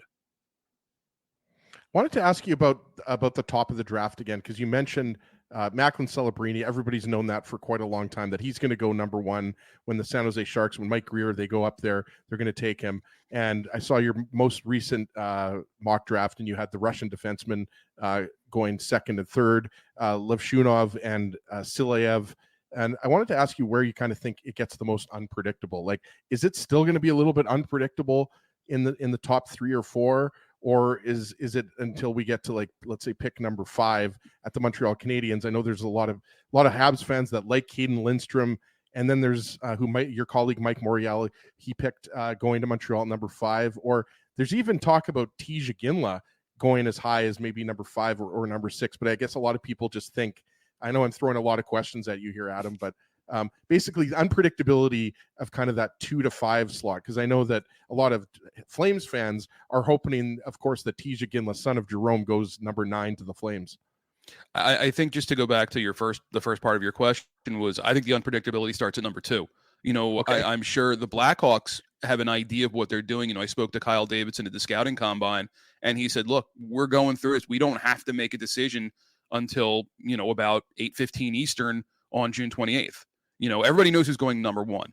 They have the pick of everybody else who isn't named Macklin Celebrini. So they're going to drill down and when I talk to them, what are the pros and cons of going with a defenseman? Because this is such a defenseman heavy draft. Levshunov, Silayev, Sam Dickinson from London, Zeev Buium from Denver, who had a fantastic season and fantastic, run to the NCAA championship.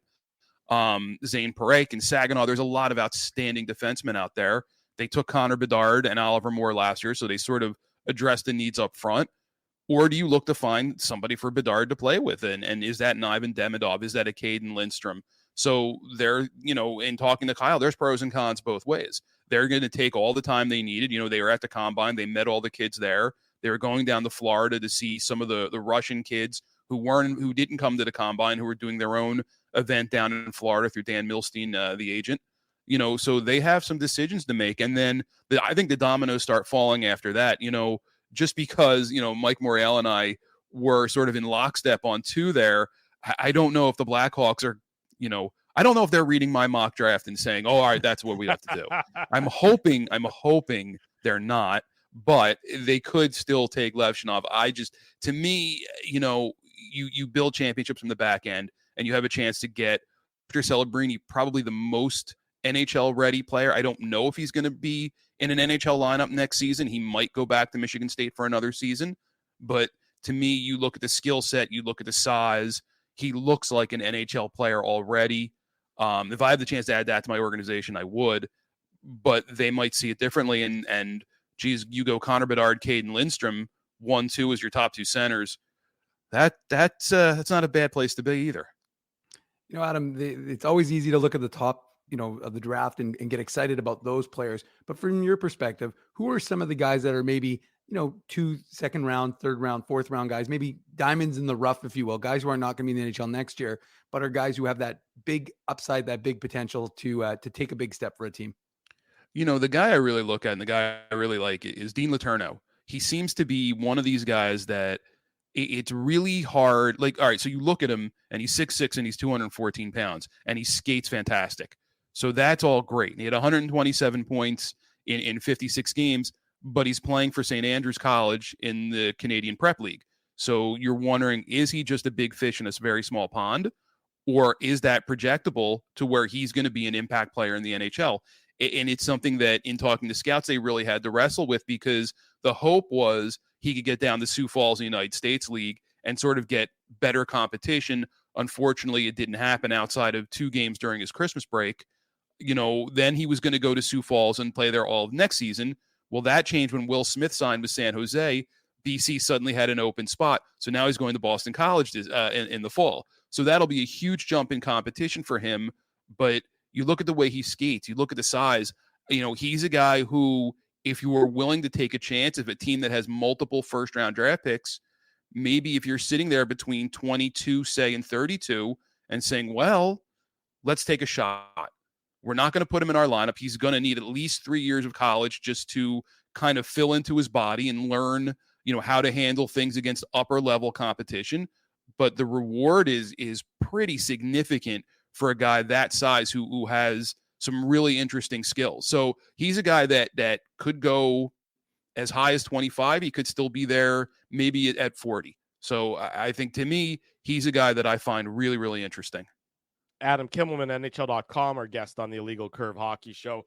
Adam, last question for you, and we do appreciate you jumping on with us this morning to talk about the Jets prospects and talk about the upcoming draft. One player I want to circle back with, the Jets fans are certainly paying a lot of attention to and have all season, Colby Barlow, first-round pick from last year. Had a solid year in Owen Sound, 40 goals, 40 goals, the 18 assists. He performed in the playoffs a little bit for that Owen Sound team as well. Having now that he's the draft year +1, how do you how was your evaluation of Colby changed, if at all, and what do you think is next for him? Well, I was a big Colby Barlow fan just watching him in his draft year in Owen Sound. He was a captain at 17. That does not happen very often. So that tells you what kind of person he is, what kind of leadership skills he has, and then you add in all the offensive stuff, 40 goals in 50 games. He got a little brief, opportunity to play in the American League with the Moose, acquitted himself well, 3 points in 3 games. Look, I think he's a guy that, could be ready to crack an NHL lineup just because the physical maturity, the physical development, the offensive skill set, it depends, if Sean Monahan, Tyler Toffoli don't come back, maybe there's a spot in the middle six for Colby Barlow next season based on what he does in training camp. I'm maybe I'm seeing with a little bit rose-colored glasses, but I was a fan in his draft year, and I haven't seen anything to dissuade me from thinking that he's a guy that could really push for an NHL spot. Does that mean he's going to get in? I don't know. Could half a season in the American League make a difference? Look, Logan Stankov and Maverick Bourque might have been NHL ready at the start of this season for the Dallas Stars. They left them in the minors for half a season, 3/4 of the season, and they're really reaping the benefits, late in the season into the Stanley Cup playoffs. That could be the path Colby Barlow takes, where maybe he's ready, but not 100% ready. So let him go down to the Moose, let him have a top line seat, let him have a top line role there, play on the power play, really continue to refine that skill set. Maybe middle of the season, maybe towards the end of the season, he becomes an option for the NHL team. Let me follow up on that a little bit. Which of his attributes, and do you think that makes him the most NHL ready? Because I'll be honest, here in Winnipeg, there hasn't been a lot of chatter about Colby, garnering one of those spots. So your praise, which is pretty effusive, I would say. What about his game stands out to you the most as being already NHL ready? Well, it's the nose for the net. It's the hockey IQ that I think separates him a little bit from the other players around him. And again, that's something that you're born with. That's an innate ability. And 40 goals in 50 games in the Ontario League is great. He's already shown that he understands how to get up and down the ice in the American League. I think there's a lot of projectable qualities of him and he's a determined kid. He's a determined kid, and he sees the NHL, I'm sure, within reach. If he got to be in the American League, he knows, I'm not that far away from making that jump to Winnipeg. A good offseason, a good summer of training, I'm not going to rule out Colby Barlow having a chance to start the season with the Winnipeg Jets, or at least make an impact at some point during next season.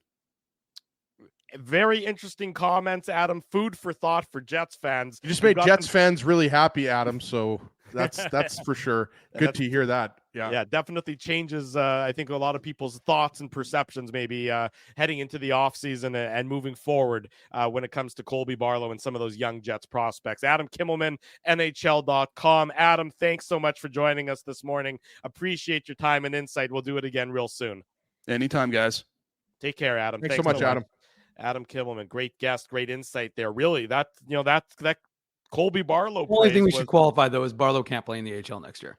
Well, I thought the rule changed to that effect, that because he's a first round pick, isn't he? Didn't they revamp? Oh, that's right. He's a first round pick. I forgot about that. As a first round pick, he Yeah. is AHL eligible, which was part of the new agreement between the CHL and the NHL and the AHL. Didn't they and all change that the jazz. year that Cole Perfetti played? No, for he was Moose during the pandemic. he was an exception to the rule because he Right. was 19.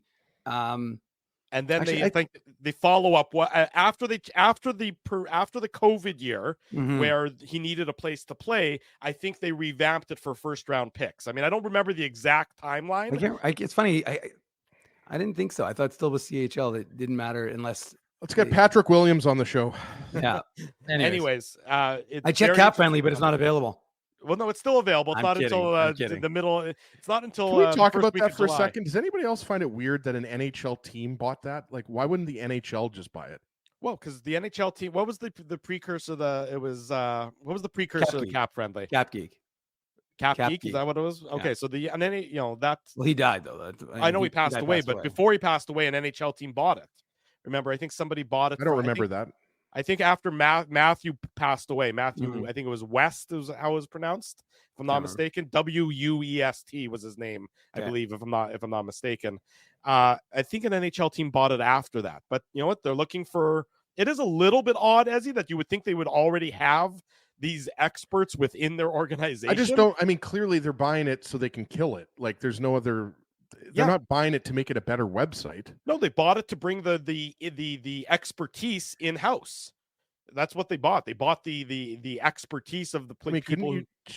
Shouldn't each team have a pretty good idea of what That's all my other 31 teams That's cap right. situation is? Like, you know what I mean? Like, us as media members and hockey fans, like, we look at Cap Friendly more so, to add to our analysis and our insight and everything like that. Regardless, it's a great resource, and I hope that something else similar to it will still exist. Yeah, there is a Stonewall puck Dave saying prospectus nobody or bought Cap something. Geek. I don't remember anybody buying Cap Geek either, Drew. To be honest, with you. I Okay, don't think. I'll be okay. It's I think you're wrong, I could be wrong. It's entirely possible. I'm Revisionist wrong. history there, Drew. It happens once or twice that I am wrong. But you're right, Ezzy. Like, your question of the Capitals buy Cap Friendly. What have they been using all this time? Yeah, Exactly. Where's their internal cap expert? Have they just been going on Cap Friendly like the rest Well, of them? I mean, you're laughing, but it sounds like that's kind of what teams have been doing, because I think Friedman was talking about how 8 teams basically have their own sort of versions of this. Right. But most teams, I mean, think about it. If you don't have to devote a secondary resource or pay someone to do that specifically, and it's already being done for you for free,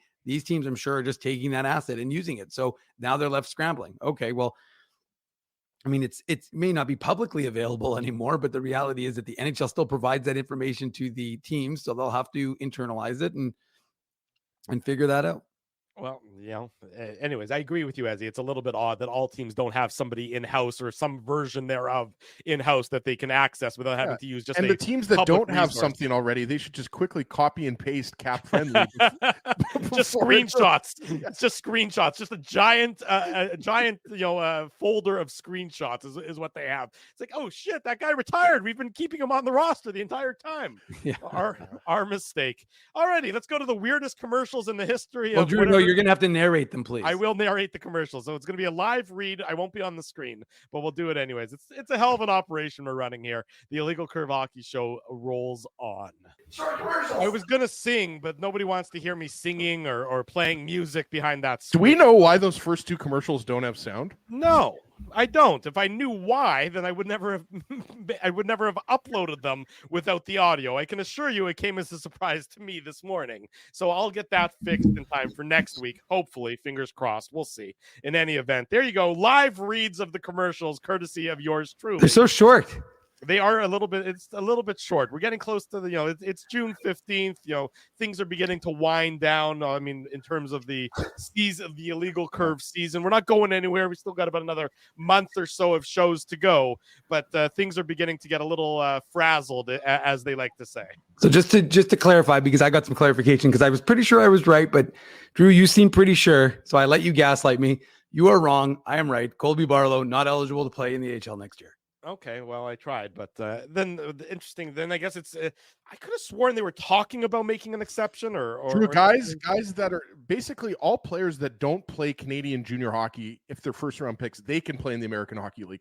But if you play in the OHL, the QMJHL, the WHL, you first round picks are not eligible. Don't question my AHL bona fides. I don't know why I thought that they were changing that. I mean, maybe they were talking about changing it because it's so patently unfair and stifling of the development of any young player who has exceeded the Canadian Hockey League, but not quite ready for the NHL. But yeah, clearly, okay, I'll take the L. It happens rarely that I'm wrong.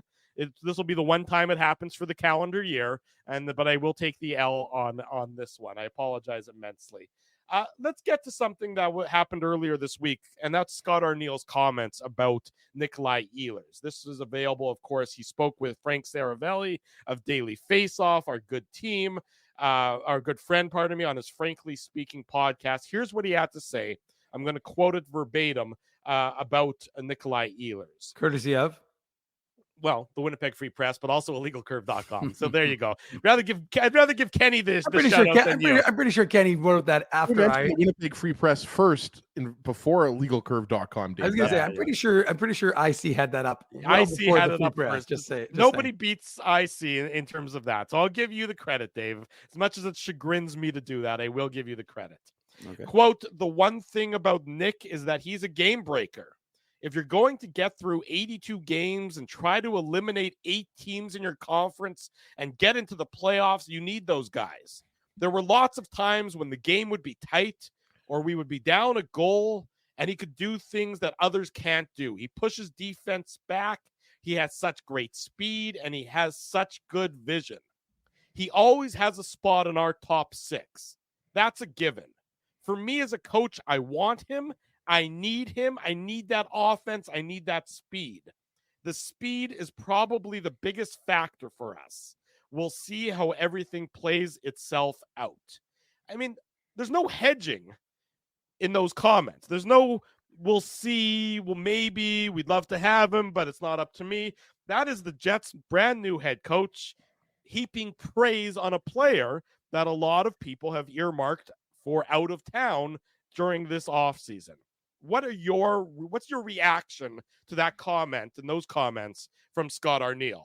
Well, Dave's muting, so obviously he's giving me the green light to go here. Oh, that was a mistake, Manuk. I mean, I think that the main we should just go back for a second and qualify. The reason why a lot of people are earmarking him to be traded is because he's in the last year of his contract, right? Sure. So I know that you know that, Drew. I just, for people watching live or on the replay or on the pod, just want to mention that it's not like, I mean, there isn't some teeth to this. I mean, Ehlers has got 1 year left, and reports from the likes of Elliot Friedman, Darren Dreger, Pierre LeBrun, Dave's been posting all of this stuff for all of our viewers to see. All indications are that Ehlers is not willing to sign an extension, right, Dave? So, we're just putting the puzzle pieces together. If Ehlers isn't willing to sign an extension, then the Jets only really have 2. Well, I guess they have 3 options, but really only 2 options in my mind. You either trade him now or you keep him, trade him before the trade deadline. The third option, obviously, that I was talking about, that isn't really an option. You're not going to lose Nikolai Ehlers for nothing. So you're either going to trade him now or you're going to trade him closer to the trade deadline in March, right, Dave? Mm-hmm. So, I mean, that's why there's more Ehlers trade chatter than in previous years. I mean, the Ehlers trade chatter, guys, has been around for 3 years, 4 years, 5 years, just because, I mean, trading from a position of strength, which obviously the Jets have better forward depth than they do defensive depth. I mean, that's why his name has been out there. I always reference the kind of Seth Jones for Ryan Johansson, or the Casey Middlestat for Bowen Byram, if you want to look at that, more recently. I mean, if the Jets really do want to acquire a top pairing defenseman to play with Josh Morrissey, I think Nikolai Ehlers is one of the big trade chips that you have, right? But I'm not at all surprised, going back to what you were asking about with Scott Arniel's comments. Look, Ehlers is one of the most dynamic players in the league. I mean, everybody knows this. I mean, even though, I do think that his lack of playoff production has been overblown a bit. Like, you look at a guy like, I forgot who posted this on social media, but you look at a guy like Pavel Datsyuk, who obviously went on to win Stanley Cups. You look at the first 30, 40 games of his career, Dave, he didn't put up big numbers for the Red Wings, and then point per game player after that, right? So I'm just saying, I think that's been overblown a little bit in terms of Nick Ehlers I actually thought he was pretty good in the 5 games against the Avalanche. Maybe he didn't get the goals and the assists that you would like to see, but all I'm saying is that look, if you're going to trade Ehlers, you better be getting a really good player back, whether that's a forward or a defenseman, because Ehlers' impact on the Jets is huge, and we've talked about it. He's been misused. He hasn't gotten enough first line even strength time or first line power play time. So I think if the Jets are trading Ehlers, then it's most likely going to be for a defenseman, or they're going to be, looking to get a first round pick back, Dave. But in theory, you would think that then they would package that to acquire defensemen. That right side of the defense, I'm with Drew, and I think I've hammered it into Drew so much over the last 2 years that the right side of the defense is where you need to address. That's an area of big concern for the Jets, and they got exposed against the Avalanche in the first round. Well, Stonewall Dave is putting it up there as Ehlers for Ryan Pulock. I mean, you want to go to Grandview, just what is it? Just west of Dauphin. Well, we should give Kenny Weeb credit. He was the one that originally floated that. But Pulock's under contract for 6 years. 6 more years, yeah. No. You'd have to do a sign and trade. You'd have to get the Ehlers dealt and then do something. The Islanders are. You're right. They're not going to trade for a guy who's only got 1 year left. Right. It'd have to be something that they were willing to do.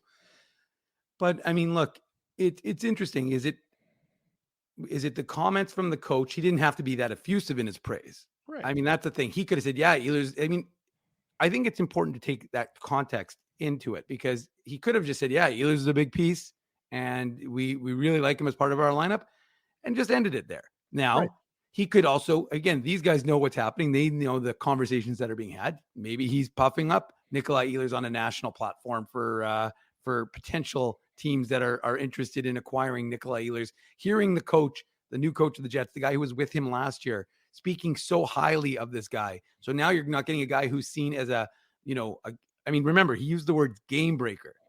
Now, Nikolai Ehlers is definitely, his skating is game breaking. Ankle breaking actually is what his skating is.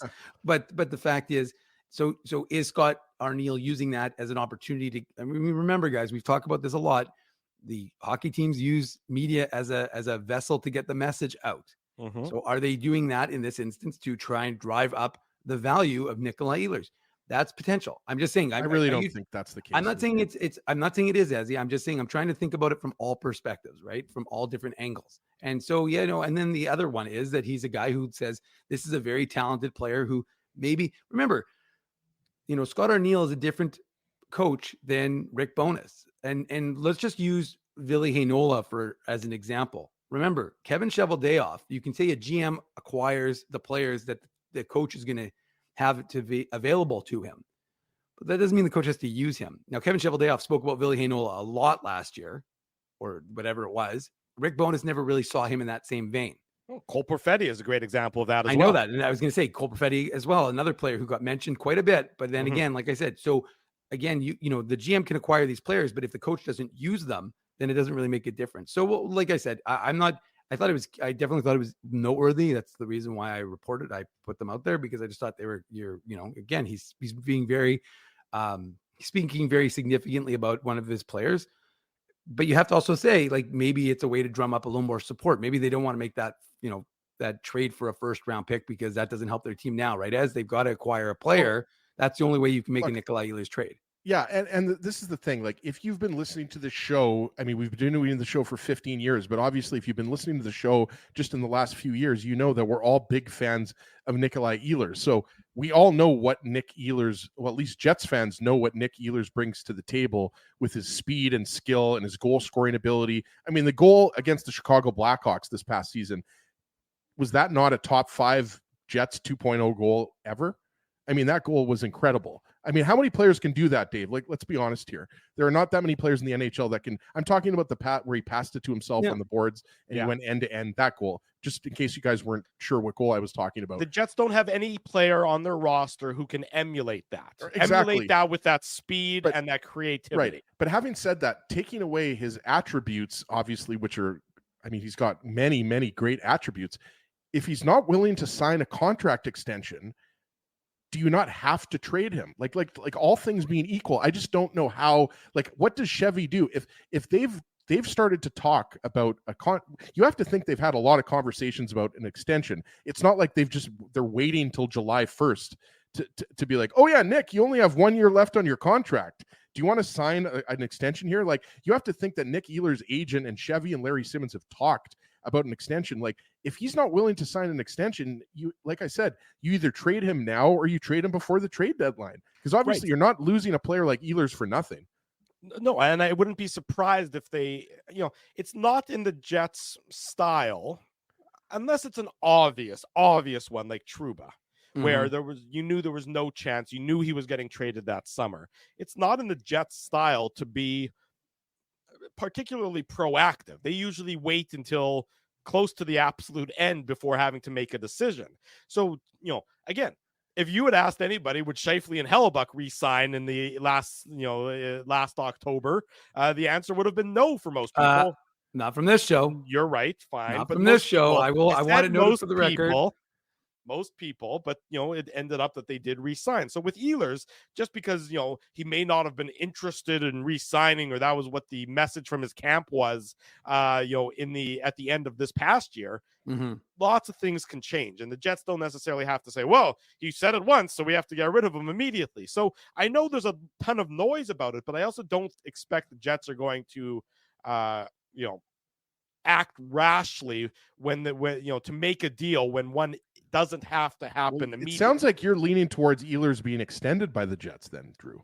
You know what? I don't know what's going to happen. I don't either. I mean, I don't. I think that, look, I think the Jets should absolutely extend him. I'm not sure. Like, is he an $8 million a year player? He might be more than that. I'm not sure. But I do think the Jets should extend him. It's just everything we're hearing is that he's not interested. So I'm just, like Dave said, I'm reading the tea leaves, right? Like, I have no insider knowledge, but look, if the Jets do sign Ehlers, there's going to be a lot of happy fans. I'll tell you that much. Well, you know what? I just don't think that they're not going to be forced into doing. If there's a deal that they want, and that they can say, yes, this is what we're hoping to get for him, then I think they'll strongly consider it. But I don't think they're going to trade him for 60 cents on the dollar just because he said something or his camp said something at the end of this past season. I just don't. And again, and I would say there hasn't been a ton of noise. Sorry, go ahead, Dave.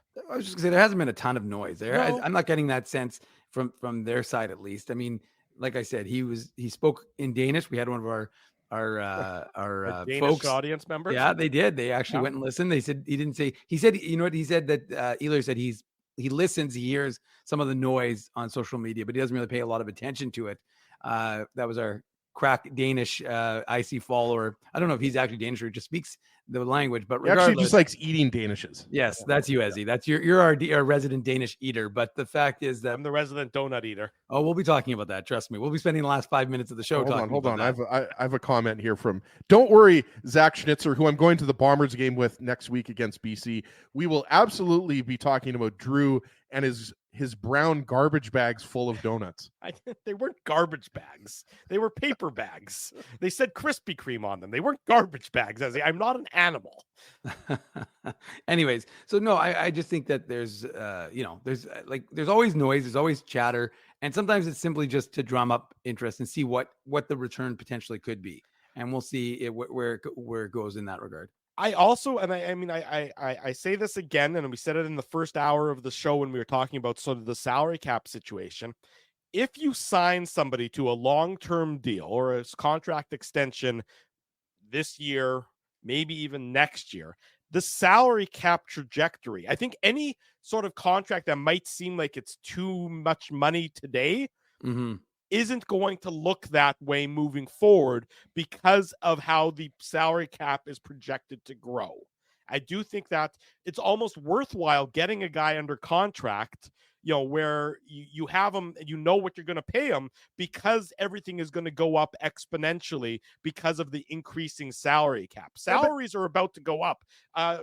I was reading. But Drew, am I the only person that thinks this is a little been over? Like, the salary cap is going up $5 million next year. That's one player. But it's going to go up more and more each year. Sure. I was reading an article in the Edmonton Journal.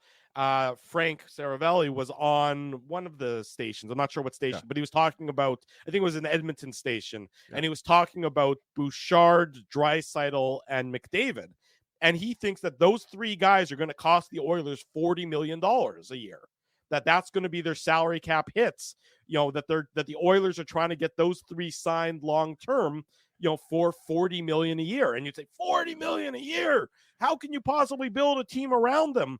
Well, I mean, it's going to not necessarily be the easiest thing in the world, but it's also a lot easier to you find a way to do it, and the cap's going to go up so that $40 million a year for those 3 guys, isn't going to be as damaging or as outrageous as it has been in recent years. It hasn't been as insane as it's been under the current salary cap structure, where the Leafs have been paying their 4 guys $40 million a year, and as a result, it's caused them the immense amount of chaos. Eventually, the salary cap's going to be around like $100 million a year, right? In the next 5 years or so. So you're right. Yeah. We've been stuck at $80 million for 5 or 6 years now, right? Right. So I mean, you're right. I mean, look, 7 years times $7 million a year sounds about right for Nick Ehlers. Maybe a little bit more, Dave. I mean, you're not paying him more than Scheifele. Well, I just don't think that the Jets are. Yeah, I don't think the Jets are paying him more than Scheifele, because Scheifele is a centerman and Ehlers is a winger and everything else. But $7.5 million a year sounds right? Yeah. 7.5, something like that. The Kyle Connor-esque contract, 7.1. If you can do that for Ehlers, I don't think that it's going to be. I mean, remember, Ehlers right now is a perennial 20 goal scorer. He hasn't even hit 30 goals yet in his career. So I mean, right, but all of a sudden, if that usage increases as a result, he's a 60 to 65 point guy. I would look at it more like that, not just the goals. No, I agree. But I'm just saying that, again, he's a guy who needs to elevate his numbers if he wants to get his contract up to those sorts of. Well, he gets $6 million a year right now. I mean, I would explore re-signing him, just given everything I just said about the salary cap and its likelihood to be going up significantly over the next 2, 3, 4 years. I don't think it's going to be as big of a albatross as it might have been under the current situation. That's just what I'm saying on that front.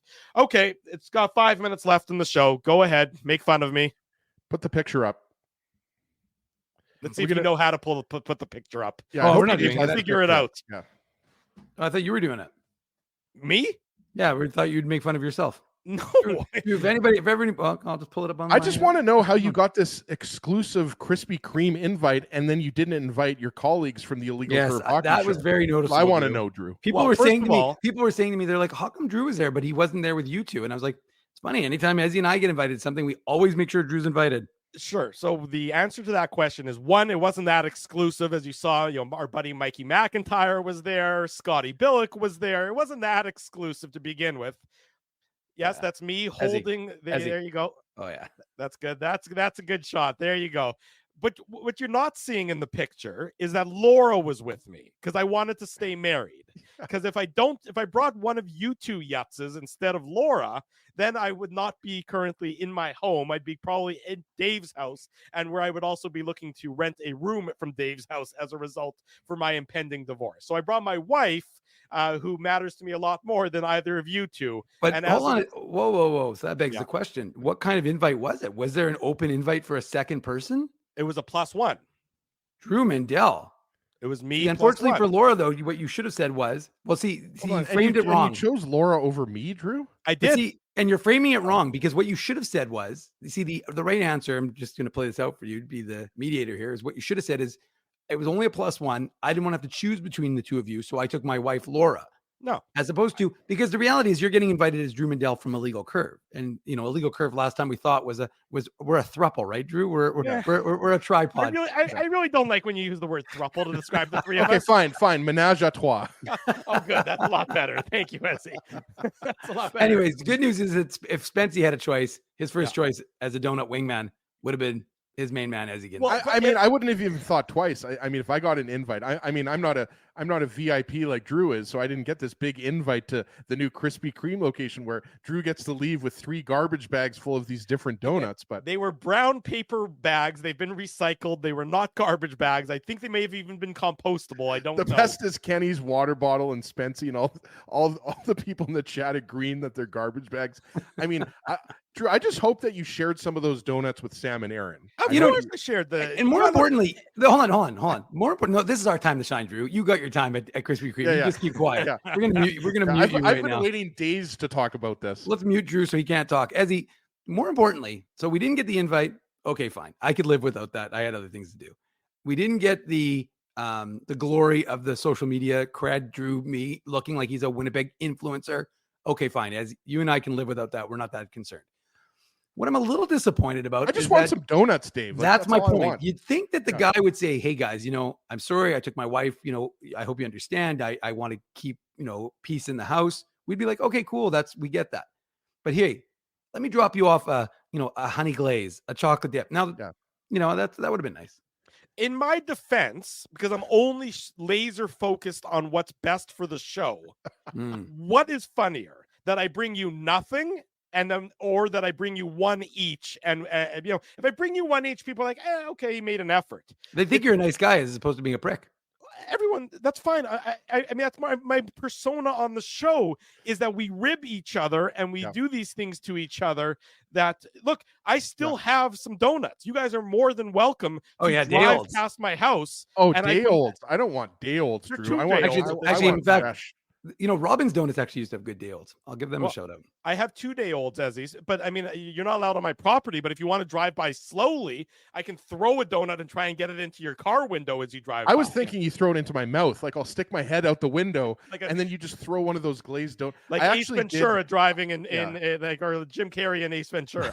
I should probably mention at this point, Naomi somehow got some donuts through somebody she knew. So I got some glazed donuts at home. So I did enjoy some of them. Wait a second. So you're telling me you're just giving Drew grief and you've already had these tasty, delicious Krispy Kreme donuts? I have had a few. Well, Dave, you lived in the U.S. You've been to the U.S. like a million times. I know you've had Krispy Kreme. Ezzy's not allowed to legally cross the border. Actually, as you well know, based on our trip to Nashville in 2019, in the States, Dave M is strictly a Dunkin' Donuts guy. Dunkin' Donuts. Robin's Donuts in Canada. Yeah.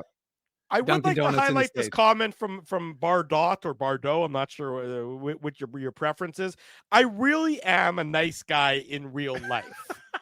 My persona on this show. That sounds like a guy who isn't a nice guy that's trying to justify himself. Thou doth protest too much, jerkus. Most people, when they meet me, are I can carry on a conversation. I'm interested in what they have to say. I'm engaging. I am playing a bit of a curmudgeon persona on the program, whereas in real life, I'm a friendly sort who knows how to communicate and really is interested in your well-being and the things you have to say. So for the record, I am not this caustic personality, except for the ones that I love the most, like Dave and Ezzy. But although Rob Mahoney does make a good point, let's talk about how nice I am. Said no nice guy ever. Good point by Rob. Look, it's true, Drew. You're not. I went out of the way. I saw a sign that said Spency's name on it. Everyone that accuses me of not waving at Murat, I did. I barged onto Spency's work after the fact, though. After the fact, Drew. It was not. Not with Spency. I'm talking about with Murat. Oh, yeah, Murat. We had to squash that beef on air. Right. But with Spency, I saw a sign. I'm pretty sure I violated numerous workplace health and safety rules in order just to get the chance to see if it was the real Spency Sutton. And it was. And now our friendship has blossomed ever since. So in my defense, I'm a good person. Well, you of course you're a good person, Drew. I mean, it's part of our shtick. Like, I mean, the funniest thing is though, then one of my favorite things is like when we're at Boston Pizza or City Place or like out at a Bombers game or something like that, and then the three of us start doing our shtick, and people are like, "Oh, this isn't something you just do on the show." It's like, no, we argue like this in real life as well. Like this is we're an old married thruple is what exactly. We're an old married art imitating life, right, guys? There you go. But I can defend that Drew is. I mean, Drew's not a curmudgeon. He's a huge curmudgeon. No, I'm just not kidding. a little curmudgeon. I'm a huge curmudgeon. Thank you. Yeah, but you could to bring it back full circle to the new Krispy Kreme location, Drew. If I can get serious here for a second and talk about. We're getting serious about donuts. Dave and I would have just throw us 1 or 2 donuts. Like that's all. Like you must have had at least 100 donuts in those bags. Yeah, how many were in that? Good. That's a very good point, Eddie. How many donuts were in that bag? So let me between Laura. And what kind did you have? Hold on. Do you have choices? Like, did you only? So let me explain. So as you walked in, again, I'm with Laura. So as we walked in, we each were handed a hot and fresh traditional Krispy Kreme donut that you would expect. And so Drew ate 15 of them. no, Laura we literally had has one. it in her hand. Drew's like, "Arr, arr." Let me tell you, there are more pictures that you guys haven't seen that would blow your minds. You would be the happiest people in the history of the world. You're not going to see those pictures. Let me tell you, they are. It's actually just Drew in a Speedo, like Drew, I've got every jumping into picture where of the it. donuts are made. I've got every picture of Drew imaginable. Believe me, I'll be getting my access to those ones. You will not unless, get those unless ones. Drew, unless you want me to reveal my No. hot dog Picasso. No, I don't need your hot dog Picasso revealed at all. Thank you. Just so Any people of- know what they- we're talking about, Dave put together a mosaic of pictures of just Drew eating hot dogs. The first couple of years, they don't do hot dogs anymore in the press box, but Dave once was taking pictures of Drew. I can't believe I'm sharing this, but there is a picture out there. It's a collage of just Drew eating hot dog. Like, to me, that should be in the Winnipeg Art Gallery. Well, the best part about it was, of course, Dave's a real Andy Warhol here. it was my best work, as he does call it, my Picasso. But unbeknownst to Drew, for years, I would take pictures of him sitting beside me in the press box, just mowing down on hot dogs. And then we were all about 20 guys were watching the Super Bowl one year at our friends, and so I put it on the TV and just revealed it. And let's just say the guy below me loved it. The guy beside me, not so much. Yeah, I'm thrilled that you still have that readily available. It's on my favorites anyways, in my phone. We're at the end of the show. Long story short, I think we walked out with 4 dozen donuts altogether. Oh, okay. That's what everybody. And sorry, got. Drew, mixed types, or like, were you able to choose, or did they just give you? No, you could choose. Like they gave everybody a dozen of these traditional, like the hot glazed ones. Yeah. Then you got a bouquet of donuts, which you could see in the photo that they Whoa, a bouquet, Drew. Yes, they put it like in a bouquet of donuts, and then you could get a dozen of their specialty donuts. I mean, I probably could have got more. I'll be honest, I don't know, but I thought 4 dozen is enough. And my cardiologist was immediately on the phone to me to say, "Don't eat 4 dozen donuts in one sitting. You're not Ginsburg. That's not healthy." Okay, so it's Go ahead. not an easy segue to go from donuts to IC merch, but I know Dallas is in the chat. I know other people are curious. I have been keeping track of the merch. I do apologize for the delay. There's been a bit of a delay, but I did get a text message from our guy, and he says he's expecting everything to be completed by Wednesday or Thursday, and they'll be starting all the deliveries immediately thereafter. So I apologize for the delay. Hopefully you'll have your IC merch very soon. I'm going to send you an email follow up after this, but I just want to let that people know that. There you go. We've been busy eating Krispy Kreme donuts. That's why Not we Ezzy, that's a singular. That's it. Oh Big no, thanks. and hold on. We got to mention one last thing, Drew. Moose made a hire before the Jets, Yeah. assistant coach Morgan Klimchuk, coming out of the Victoria Royals organization, and he's supposed. I haven't met Morgan before, but we'll of course get a chance to chat with him. Maybe we'll have him on the show. But he's going to be he's taking over for Nolan Baumgartner, who joined Travis Green's staff on the Ottawa Senators. So he's going to be the new assistant coach here in Manitoba. Good Saskatchewan boy who played for the Wheaties. There you go. Exactly right. Big thanks to Ross Levitan. Big thanks to Adam Kimmelman for joining us this morning on the Illegal Curve Hockey Show. In case you missed any of the show, podcast will be available soon. The instant replay will be on the YouTube channel. We look forward to you tuning in, smashing the like button, leaving us feedback, saying how much you love the donut talk alongside. Phyllis did. the She just hockey logged talk. in, and she's already rolling on the floor. Well, there you go. Phyllis loves what she has to hear. Big thanks to our sponsors, Rumors Restaurant and Comedy Club, Linden Market Dental Center, Zappia Group Realty, and of course, our friends at Boston Pizza and Seagram support these fine businesses because of their continued support of Illegal Curve Hockey. The website, illegalcurve.com, updated all week long. We'll see everybody next Saturday. For Dave Manouk, for Ezra Ginsburg, I'm your host, Drew Mindell. If it's Saturday, it's the Illegal Curve Hockey Show. Thanks for listening to this broadcast from Illegal Curve Hockey. For more great Illegal Curve content, subscribe to the Illegal Curve YouTube channel, follow at Illegal Curve on Twitter, Facebook, and Instagram, and visit your online home for hockey in Winnipeg, illegalcurve.com.